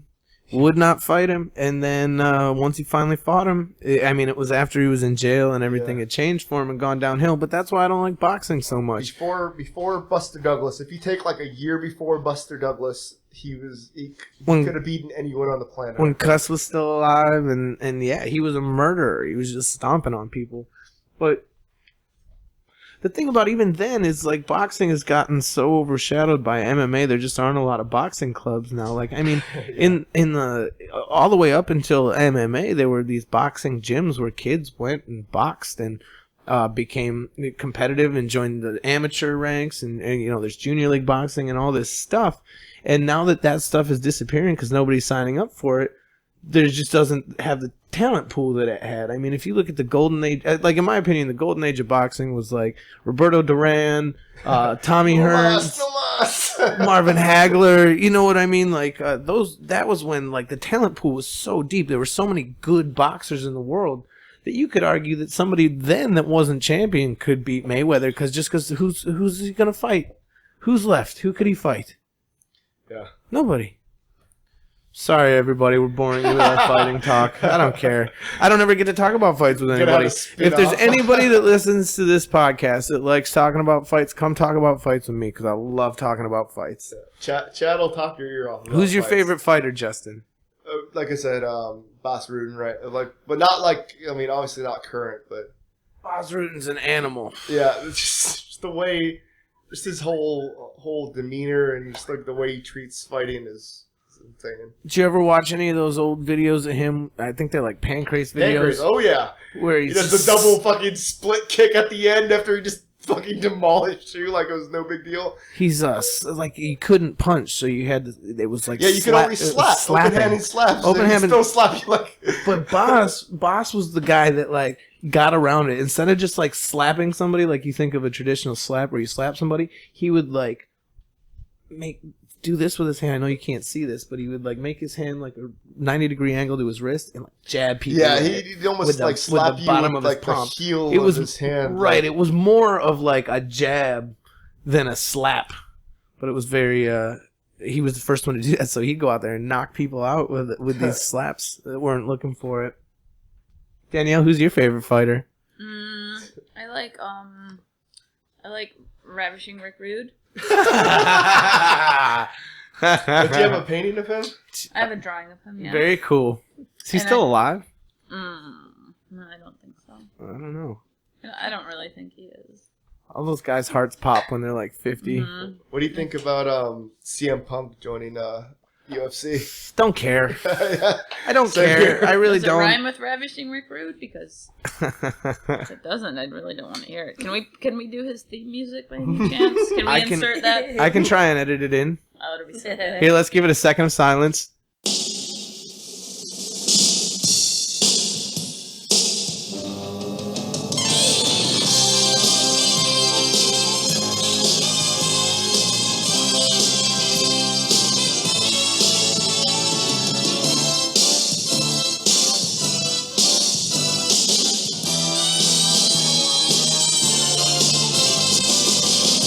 And that was Ravishing Rick Rude's theme song, everybody.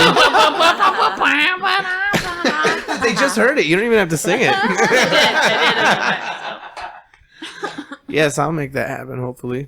Hopefully there's no YouTube restrictions on Ravishing Rick Rude's theme music. We could get it. She get kicked off of YouTube.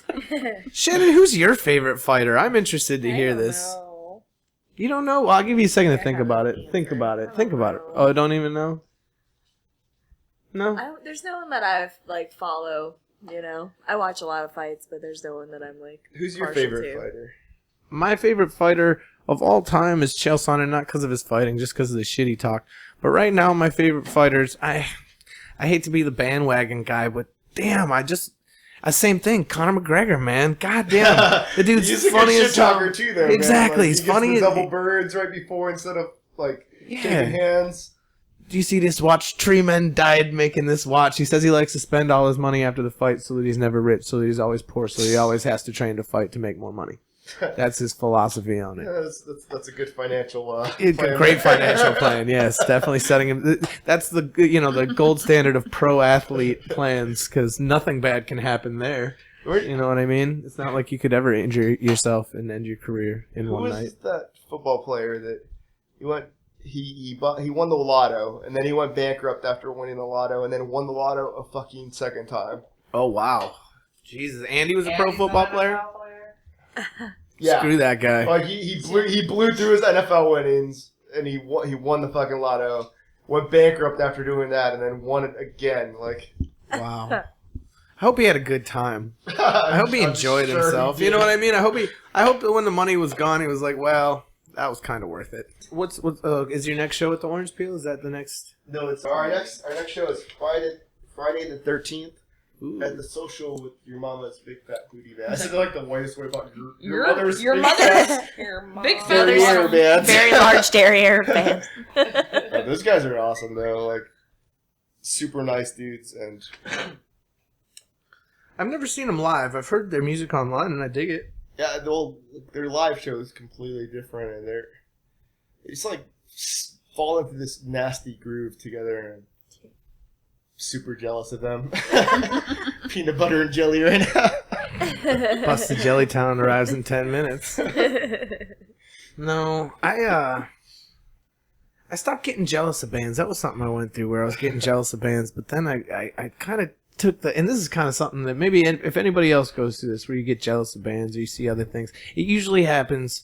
I've talked about this before. The problem with Facebook for me is it seems like when I'm having a bad day, everyone else is having the greatest day of their whole goddamn lives. Their algorithms, man, they know you're having a shitty day, and there's like, bam, here's this fucking everybody's just killing it today. Yeah. It's not just bands.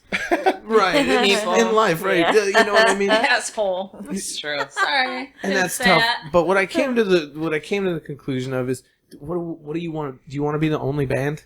No, Do you want to be the exactly. only good band? Do you want to be the only band? No, absolutely not. So when I see a good, I got over it real quick. I was only that way for a minute. So now when I see a good band, man, that's awesome. That's, it inspires I you, can right? enjoy it. Yes. Yeah. I found one of the best things I can do to get over writer's block when I have trouble writing stuff is go see a show. Go see a show, and you'll come away with something, that you may not even know it when you see it, but you take it with you and you write from there. Yeah. No, that's awesome advice, man.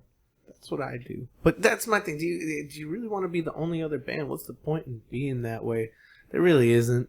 It sucks when other bands are assholes like that, though, towards you or towards We've been another band lucky, you man. like. We haven't really run into any asshole bands like. Yeah, no, we haven't either.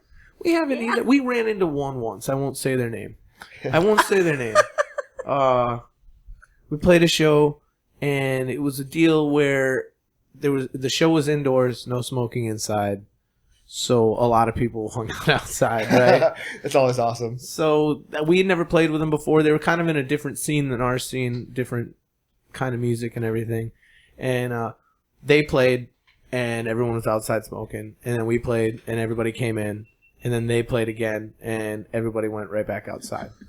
So I went in and watched like their last 4 or 5 songs, just sitting in there, and there wasn't anybody in there. There was like 3 people and the bartender.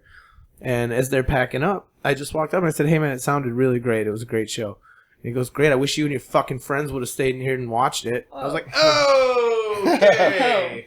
So that's really the only thing that's ever. Jesus Christ, man. Yeah, that's the only time I can ever really think of it. You guys ever have where you have like a shitty rehearsal and then kill it, and vice versa? Like where you have like a fucking monster rehearsal and you go and just like shit the fucking bed? Usually it's that. Usually in the living room it is tight as shit. Oh man. And then as soon as we get on stage, brains go dead and shit goes out the window. And yeah, man, one time we did we were playing with Cope and we all worked up a Traveling Wilburys tune. And we had that thing so good in the living End of the room. line, or Yes, it was end of the line, wasn't it? Yeah. Yeah. It's Tom Petty, Tom Petty, Paul George McCartney. Harrison. Oh yeah, George Ringo. Harrison. Jeff Lynne. Can't Can't forget him. Bob Dylan. That's who it is. Yeah, I always I can't remember like It's all of them always at the one exact same that you time. can never Yeah, remember. it's like it's different. It's like I can remember 3 of them at one time, but I can't ever remember the 4th. Amazing band. Yeah, Yeah. absolutely. It's like the first super group. You know what else they did that was amazing? What's They that? put out Traveling Wilburys Volume 1. And their next album was Traveling Wilburys Volume 3. And god damn, I used to go to tape shows and record shows, and it was the legend of Volume 2 that everybody hunted for. There's no Volume 2.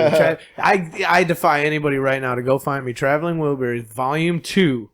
Doesn't exist, I'm telling you. Is it my turn up there, Jillian? When you're ready. Treat All yourself. right. I gotta go get what's called a fill. Sometimes the nail grows out, and then the acrylic doesn't go to the I think the cuticle. Do I have the terminology correctly? Educate them. And it catches on the strings. So it didn't do it at all the night, but it was doing it this weekend. Just so I'm gonna get. They're not gonna put a full acrylic dealie on me, but just like a fill. Did you guys ever watch My So-Called Life?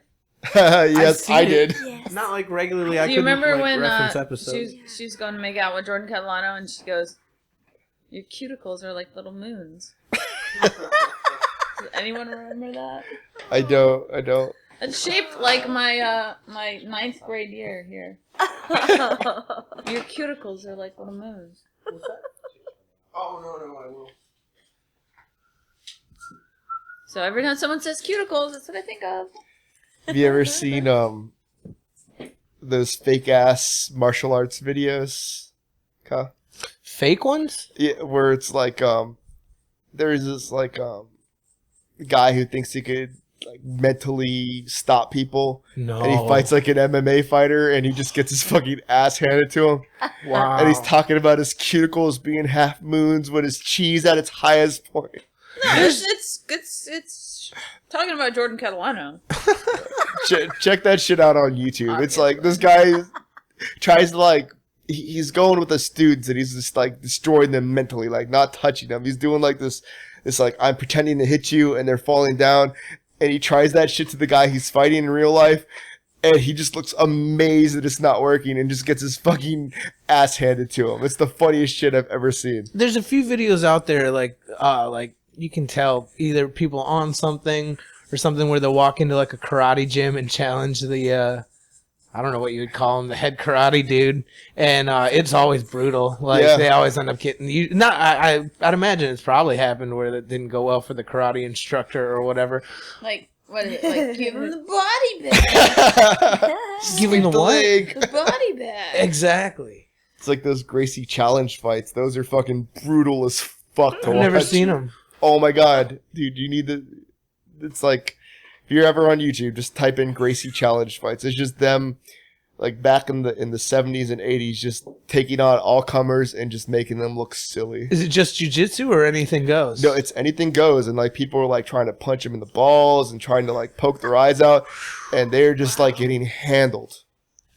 Yeah, I got a documentary for you, man. Like, you ever watched The Smashing Machine? No, It's about a guy named Mark Kerr, who was in Pride, and Boz Rutan was his head trainer, and it's a whole documentary. Boz Rutan is all through it, and it's just about this guy, and he had some problem with painkillers and drugs and stuff. But it's a good documentary, and you get to see a lot of behind the scenes with Pride. nice. And, What's it called again, man? I'm sorry. The Smashing Machine. Smashing Machine. Yeah, it's pretty good. It's a good one.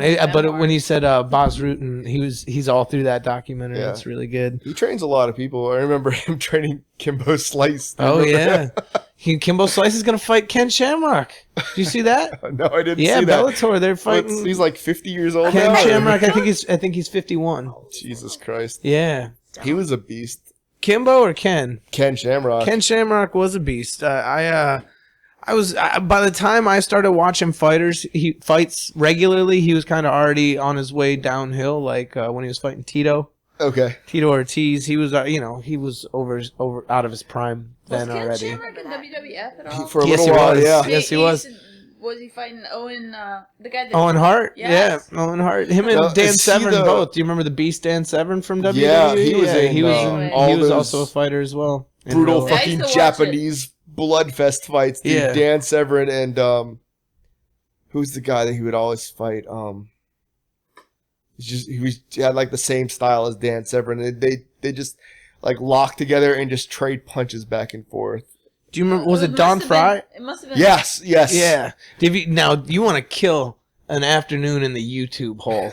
I go down those rabbit holes all the Does it have time. anything to do with Val Venus? Oh, Val Venus. Please, Oh can my it? God. I don't know who that is. Val Venus, to me, I'll tell you who Val Venus was. Val Venus was the poor man's Shawn Michaels.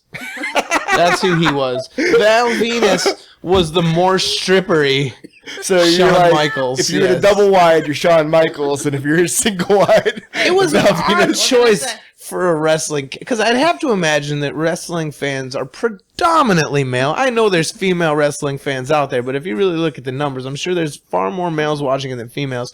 To have a male stripper, Val Venus, He had like big tights. What can you say? here's one thing I can tell you about it. I don't remember a single one of his wrestling matches. I only remember the pelvic wiggle that he did before matches.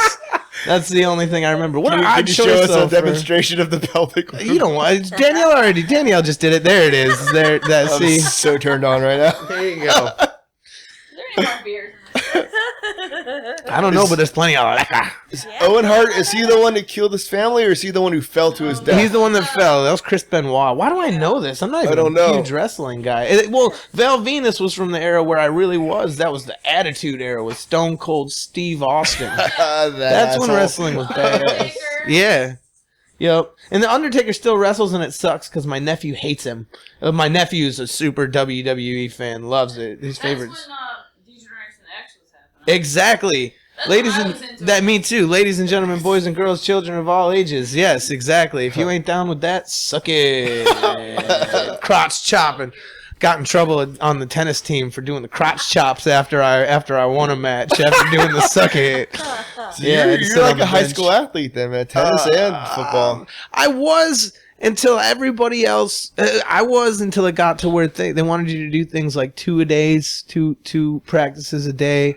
I wasn't all for that. And then really because my favorite was football, but they made it a rule that you had to join cross country Oh, dude, on that's the off brutal. season. So it's like it's all year long. It's a year round thing, and I just wasn't really into that. I also wanted to do theater.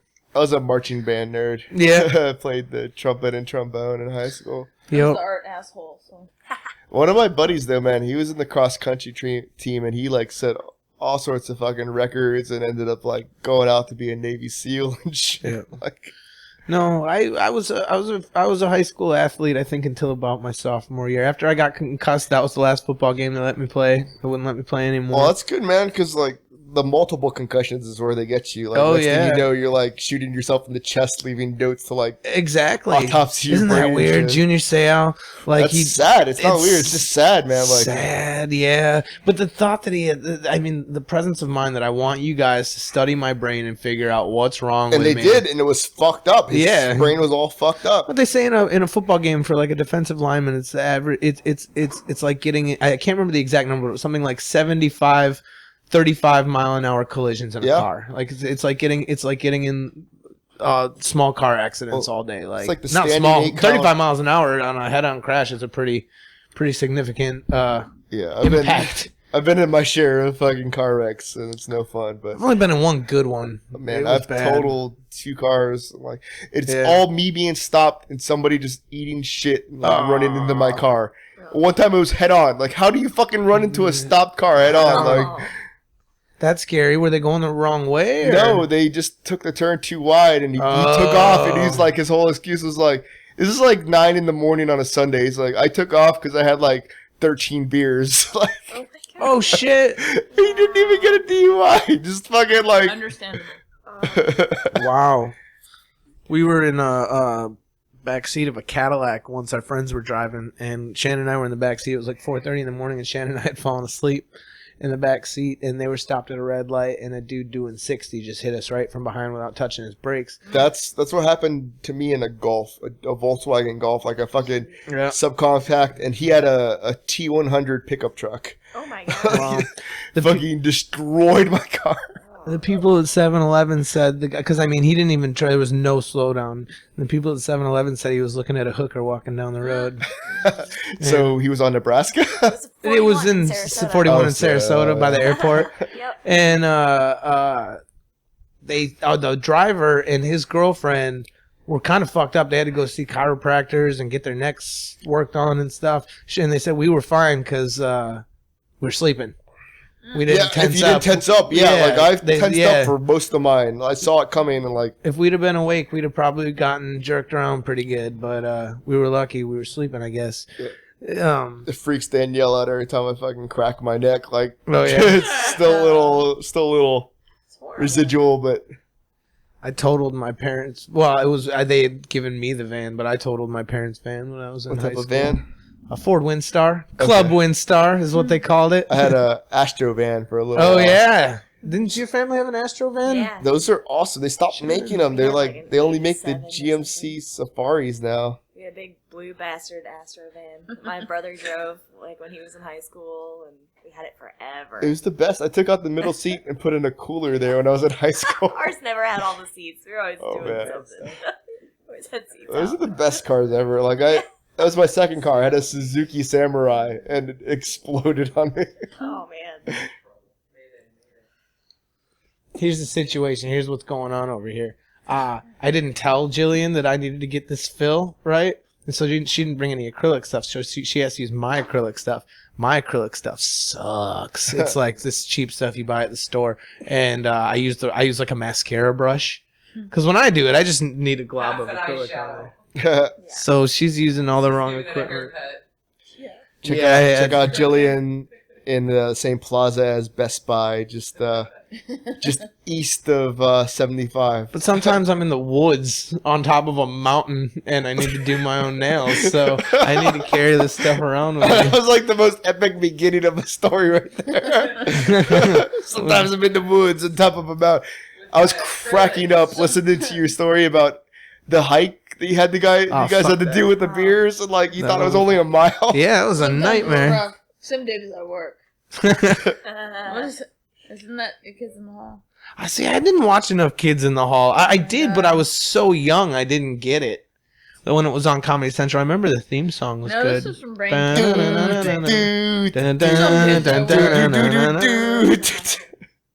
love that show. Something Man on a Something Planet. I remember. Oh, thank you. I remember. I'm gonna bring everything back to Kids in the Hall. What was there was like a half chicken, half lady. The chicken lady. Oh yeah. Chicken lady. I remember that, and I also remember the guy that he'd get in bar and fights outside the bar and just get knocked out in one punch. Stay down. Yeah, stay down. And he'd be like, yeah. Anyways, I remember that one. That one was pretty funny. I love Dave Foley. Dave Foley's on the Joe Rogan podcast quite a bit, and he seems to be a guy. Man, he got Shadowy Man on a shadowy planet. In his, I got it. Are you talking about his divorce? Oh my God, he got worked. Yeah. Like, they took like his income at the height of his fucking career. Right. Like just after that, like the first season of News Radio, and just That was a funny fucking He can't go back I to love Canada. If he goes back to Canada, he's under arrest on the spot, apparently. Yeah. Or maybe he's gotten it he straightened was out, but that's how it was. He was when I saw him on Sunny in Philadelphia. yeah, Was he he? was. Which episode? Was it a more recent season or? Within the past few seasons. The last season I really followed was the when Mac was fat.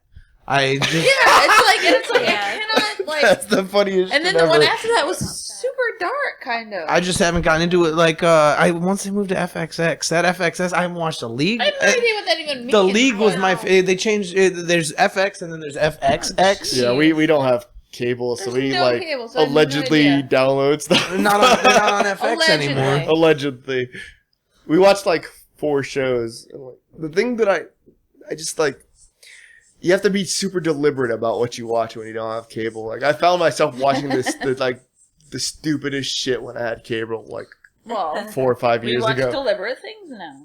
We watch what? Deliberate Things. Yes, I thought you said deliverance things. things. We watch Deliverance.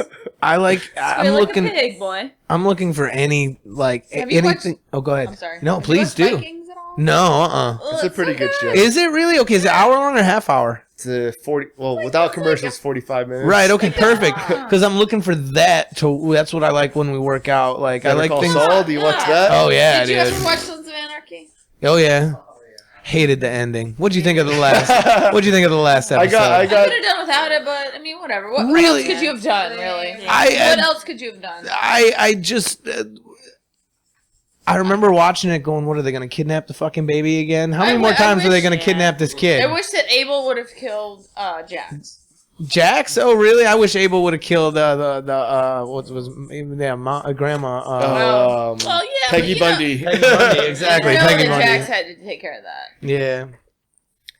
Yeah, that No, was I just thought it was a spoiled for corny me. ending, but What can you do? What else can you do? I don't know. You can be Breaking Bad and be fucking awesome. See, I The best never show. saw that. I remember What? watching one episode. Saul. I like Yeah, that's the Never best. watched I'm not like. Did you watch Breaking Bad? Every episode, okay. How do you not like Better Call Saul then? It's starting a little slow, but it picked up last night. I like that. I don't want to though. ruin anything. Yeah, I don't want to ruin anything. Yeah, I don't I'm want to sorry, ruin you anything. did or did not watch last I night? have not watched last night. Okay, no spoilers, but it's a Mike episode, and he's my favorite fucking character. Definitely. I I'm love gonna it. have to tap out for a second to use the restroom. Yeah, no, have at it. No, no sorry. worries, no worries. No, I love it that you don't. People ask me if they need to watch Breaking Bad to watch Better Call Saul. You don't have to, but it's a more fun show. Like when I saw Tuco on there, I lost my shit. I was like, oh shit, it's Tuco from season 1. Did you not expect that though? No, I did, but it was still. I didn't expect Tuco. I gotta say, I didn't expect him. I expect to see. I hope Jesse Pinkman shows up. You didn't watch any Breaking Bad at all, Danielle? Man. No, I had always heard good stuff, but I just never did it. Mm-hmm. Okay. No, what happens is it when it grows out, it catches on the strings, and it's literally like it pulls the strings way out of tune, and it damages the strings so they won't go in tune at all anymore, and it's a unpleasant feeling. Yeah, nylon's a bitch to keep in tune. too, Nylon man. is awful. It is terrible. I use the keyless strings, and they're the best. It's like the I don't know how to describe it. They're the best strings there are, and they're still not good enough. Yeah, man. What do you use on your guitar? I use 12s, and they're Ernie balls. Yep. And then for my acoustic, I use I want to say elixirs. I think my acoustic strings are actually lighter than my electric strings. Oh, I don't know wow. if that makes fucking sense, but No, it does. It absolutely does. That makes sense for switching between electric and acoustic. What kind of guitars are you playing? I have a made in Japan Telecaster, and then I have like a Frankenstein Strat. It's got a Warmoth neck, like with a compound radius. It's like the nicest neck I've ever felt. And then it's like a it's like a made in Mexico body, and on the Telecaster I've got some noiseless Fender pickups, and on the Strat I've got some Tex-Mex pickups, I think. Very cool. Ever play? So always a Fender guy. No, man, I like a little bit of everything. Like What was just- it? The Marauder? What was your? Or the Marine? Mariner. Oh, Mariner. Yeah. No, excuse me, Marina. Sorry. Marina. Marinara? I worked for a company that sold Washburns exclusively, and I got to try out a bunch of their stuff. It's just super nice. My acoustic's a Washburn, and I got a discount on it, so that's why I play that one. Very cool. But I like a little bit of everything. I think my favorite acoustic's a Taylor. Well, Mr. Boza, so Green Sunshine, Orange Peel. That's the next show. Yep. Got a little cheat sheet here. Good. What else you got? No, Orange Peel is actually the second to next show. We Okay. have Friday the 13th at the Social with Your Mama's Big Fat Booty Band. We got March 21st at Orange Peel in Asheville with Your Mama's Big Fat Booty Band. April 4th with Future Vintage at Ringside. And then we're headlining Thursday night over at OBJ on May 14th, I want to say. Very cool. So go catch your Green Sunshine. Danielle, where do we find your art if we want to look at it? Well, the only place really right now is Facebook. Okay. You know where to find my Facebook. You look up Danielle Shockley. Danielle Shockley. And then, of course, Shockley? Yes, thank All you. right. And then, of course, there's Danielle Shockley Art. Oh, okay. The fan page. Go give it a yes. like. On Twitter, right? There's Twitter. There's Instagram. Okay. Perfect. I don't know what else to say. Well, I hope you'll say that you'll start. Well, we've got to write the story first for Miller the Mischievous Cat. Kittens. Yes. Well, the thing that I was going to say was about the band if you ever watched The Last Waltz, Oh God, yeah. and you see Richard Manuel, and he goes, "The band." When he says that, then you just gotta check out the band. Yes. Okay. Well, I meant to talk about this more. Yeah, I thought we were gonna talk about it more. All right, fine. That's where I was going. Yes. That's where I was going with that. I was telling Danielle earlier that I saw that she was into the band on Facebook, and we said we were going to talk about the band because the band is my favorite band of all time. The My dad's band. favorite band, The too. band. The band. If you don't know, I just think that they're one of the few bands that all 5 members are just powerhouse. Like, there's not a throwaway member in the group. You've got Richard Manuel, who had probably one of the most endearing voices ever. Yeah. Fine piano player, also a fine drummer. Played a lot of drums on a lot of albums of the band. A lot of people don't know that Levon played a lot of mandolin and a lot of other R.I.P. things. And R.I.P. yeah, both R.I.P. of them. Levon. Thank Yeah, you. there's only Robbie and Garth are the only ones left. Did you hear about the Garth, how he got into the band? They paid him to be a music instructor, yeah, because his parents were super strict, and his parents didn't want him being in a rock and roll band. So his excuse to his parents were, well, they're paying me for music lessons, so that's the whole deal. Absolutely. Garth, and that's where Garth fit into the band, is he was the one that had all the super duper musical knowledge. And then you had, let's see here, Rick Danko, I think one of the best singing bass players in history. The bass lines he played were so funky and just different and out of this world. And singing and playing the bass is such a hard skill to master when you're playing simple shit on the bass, much less some of the stuff Rick Danko was playing. Then he got Levon. Fucking hell. See, Levon is a man because A, born in Arkansas, B, a Gemini. And I can relate. I'm a Gemini Sorry. too. May Did I 25th. know that? Punch the shit out of your record player. Sorry. Oh, it's okay. That's all right. Think I hurt my hands. I'm sorry. Gotta watch out for that stuff. I was stretching out. I just punched the shit out of it. So you got Levon Helm, the singer, drummer, really, in my opinion, the most recognizable voice in the band. Like, it wouldn't have worked without Levon because he was the only one from America. Everyone else is Canadian. Exactly. And people don't believe that sometimes. Right. Yeah. And that's where it gets Really weird, now. because then you go over to Robbie Robertson, who, in my opinion, is not my favorite guitar player in the whole world, but he was the primary writer on all of my favorite songs. He wrote just amazing songs. Canadian wrote The Night They Drove Old Dixie Down. Oh, Right. exactly. A Canadian wrote that, but and that's where the argument comes in that, like, would he have written that song without his time he spent with Levon? No. Now Hell you no. know that it didn't. They didn't have a very good relationship, Levon and Robbie. You didn't know about this, or you didn't know about it? Hell no, they didn't. Yeah, no. Levon and Robbie had a huge falling out because Levon felt he deserved more royalties for more songwriting credits for what he had, and it's definitely a sad thing. It wasn't. The Last Waltz was Robbie Robertson's idea. They weren't ready to really call it quits. They wanted to take a break, but they weren't done. And Robbie was like, "This is the last waltz. I'm leaving." Hires Martin Scorsese. Him and Martin Scorsese are buddy. They're tied at the hip, and Scorsese made that movie. There's shots of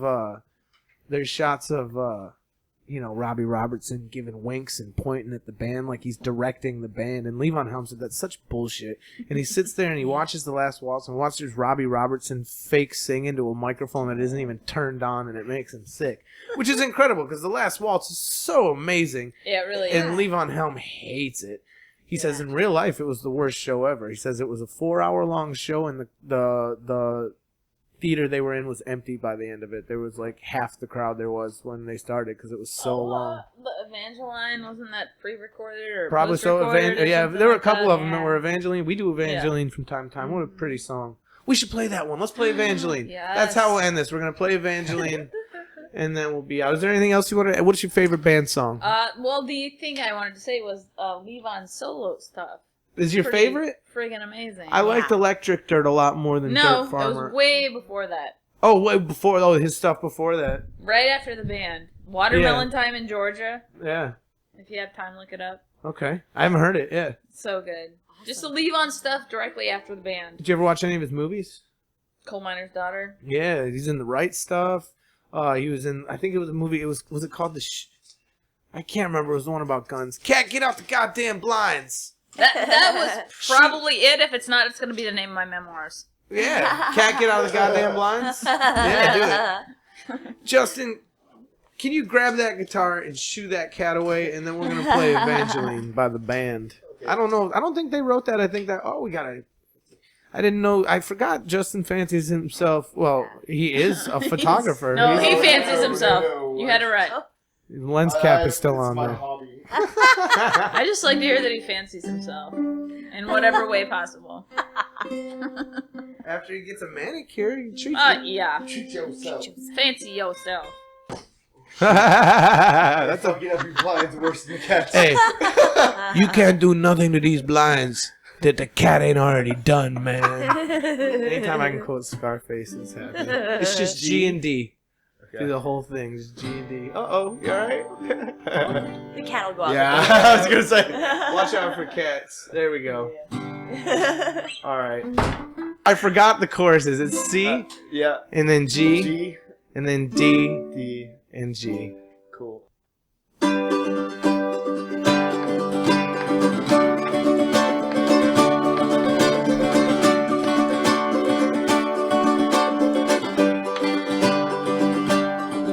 Oh, she stands on the banks of the mighty Mississippi, alone in a pale moonlight, waiting for a man. That riverboat gambler said that he'd return tonight. They used to waltz on the banks of that mighty Mississippi. I'm in the hole, not through, till that riverboat gambler ought to make a killing, bring it on back to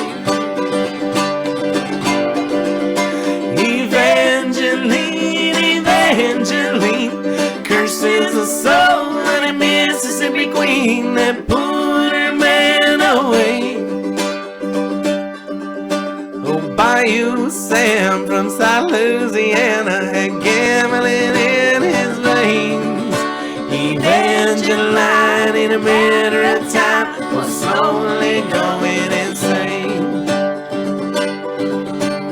high on the top of Hickory Hill. She stands in the lightning and thunder. Down on the river, the boat was a sinking. She watched that quake go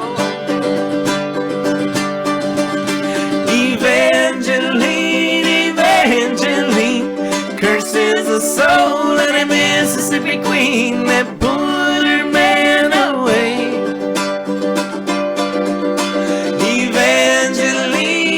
Evangeline curses the soul of the Mississippi queen that put her man away.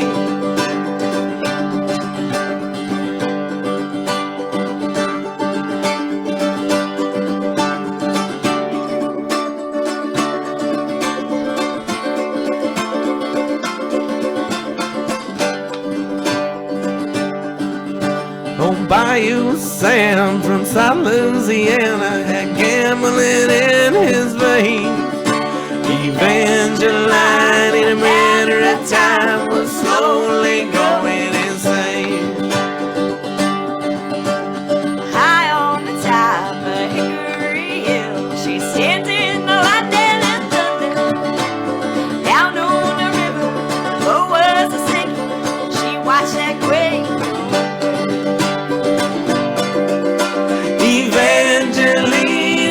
Evangeline curses the soul of the Mississippi queen that put her man away.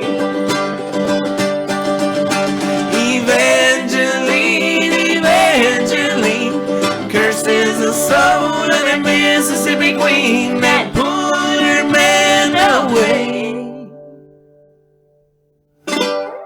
That's it, everybody. Evangeline. Applebutter Podcast, episode number 7. Justin Boza from Green Sunshine. Wonderful artist Danielle Shockley. Getting your nails did with apple butter. Nails by Jillian. Yeah. Thank you so much, Shannon Jillian. Biz. Fucking Mark, amazing. thank you for helping out with neck pillows and Nerf guns for me to shoot my cat with. Memoirs.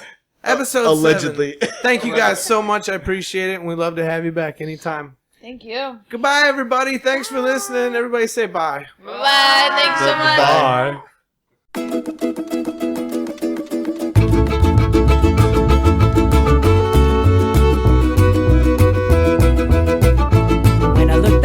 on all the crap I learned in high school. It's a wonder I can think it all. And on my lack of education, it hasn't hurt me none. I can read the writing on the wall. My coat of chrome, you give us a nice bright color, give us the greens of summer, makes you think all the world's a sunny day. Oh yeah, I got a Nikon camera, love to take a photograph.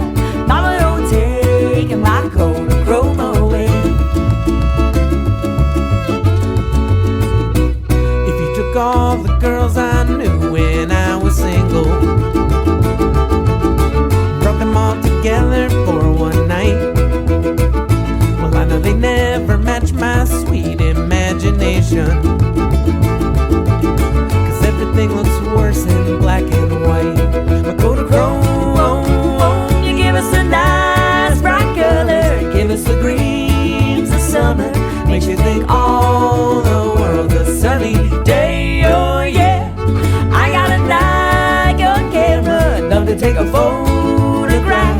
Mama, don't take my coat of chrome away.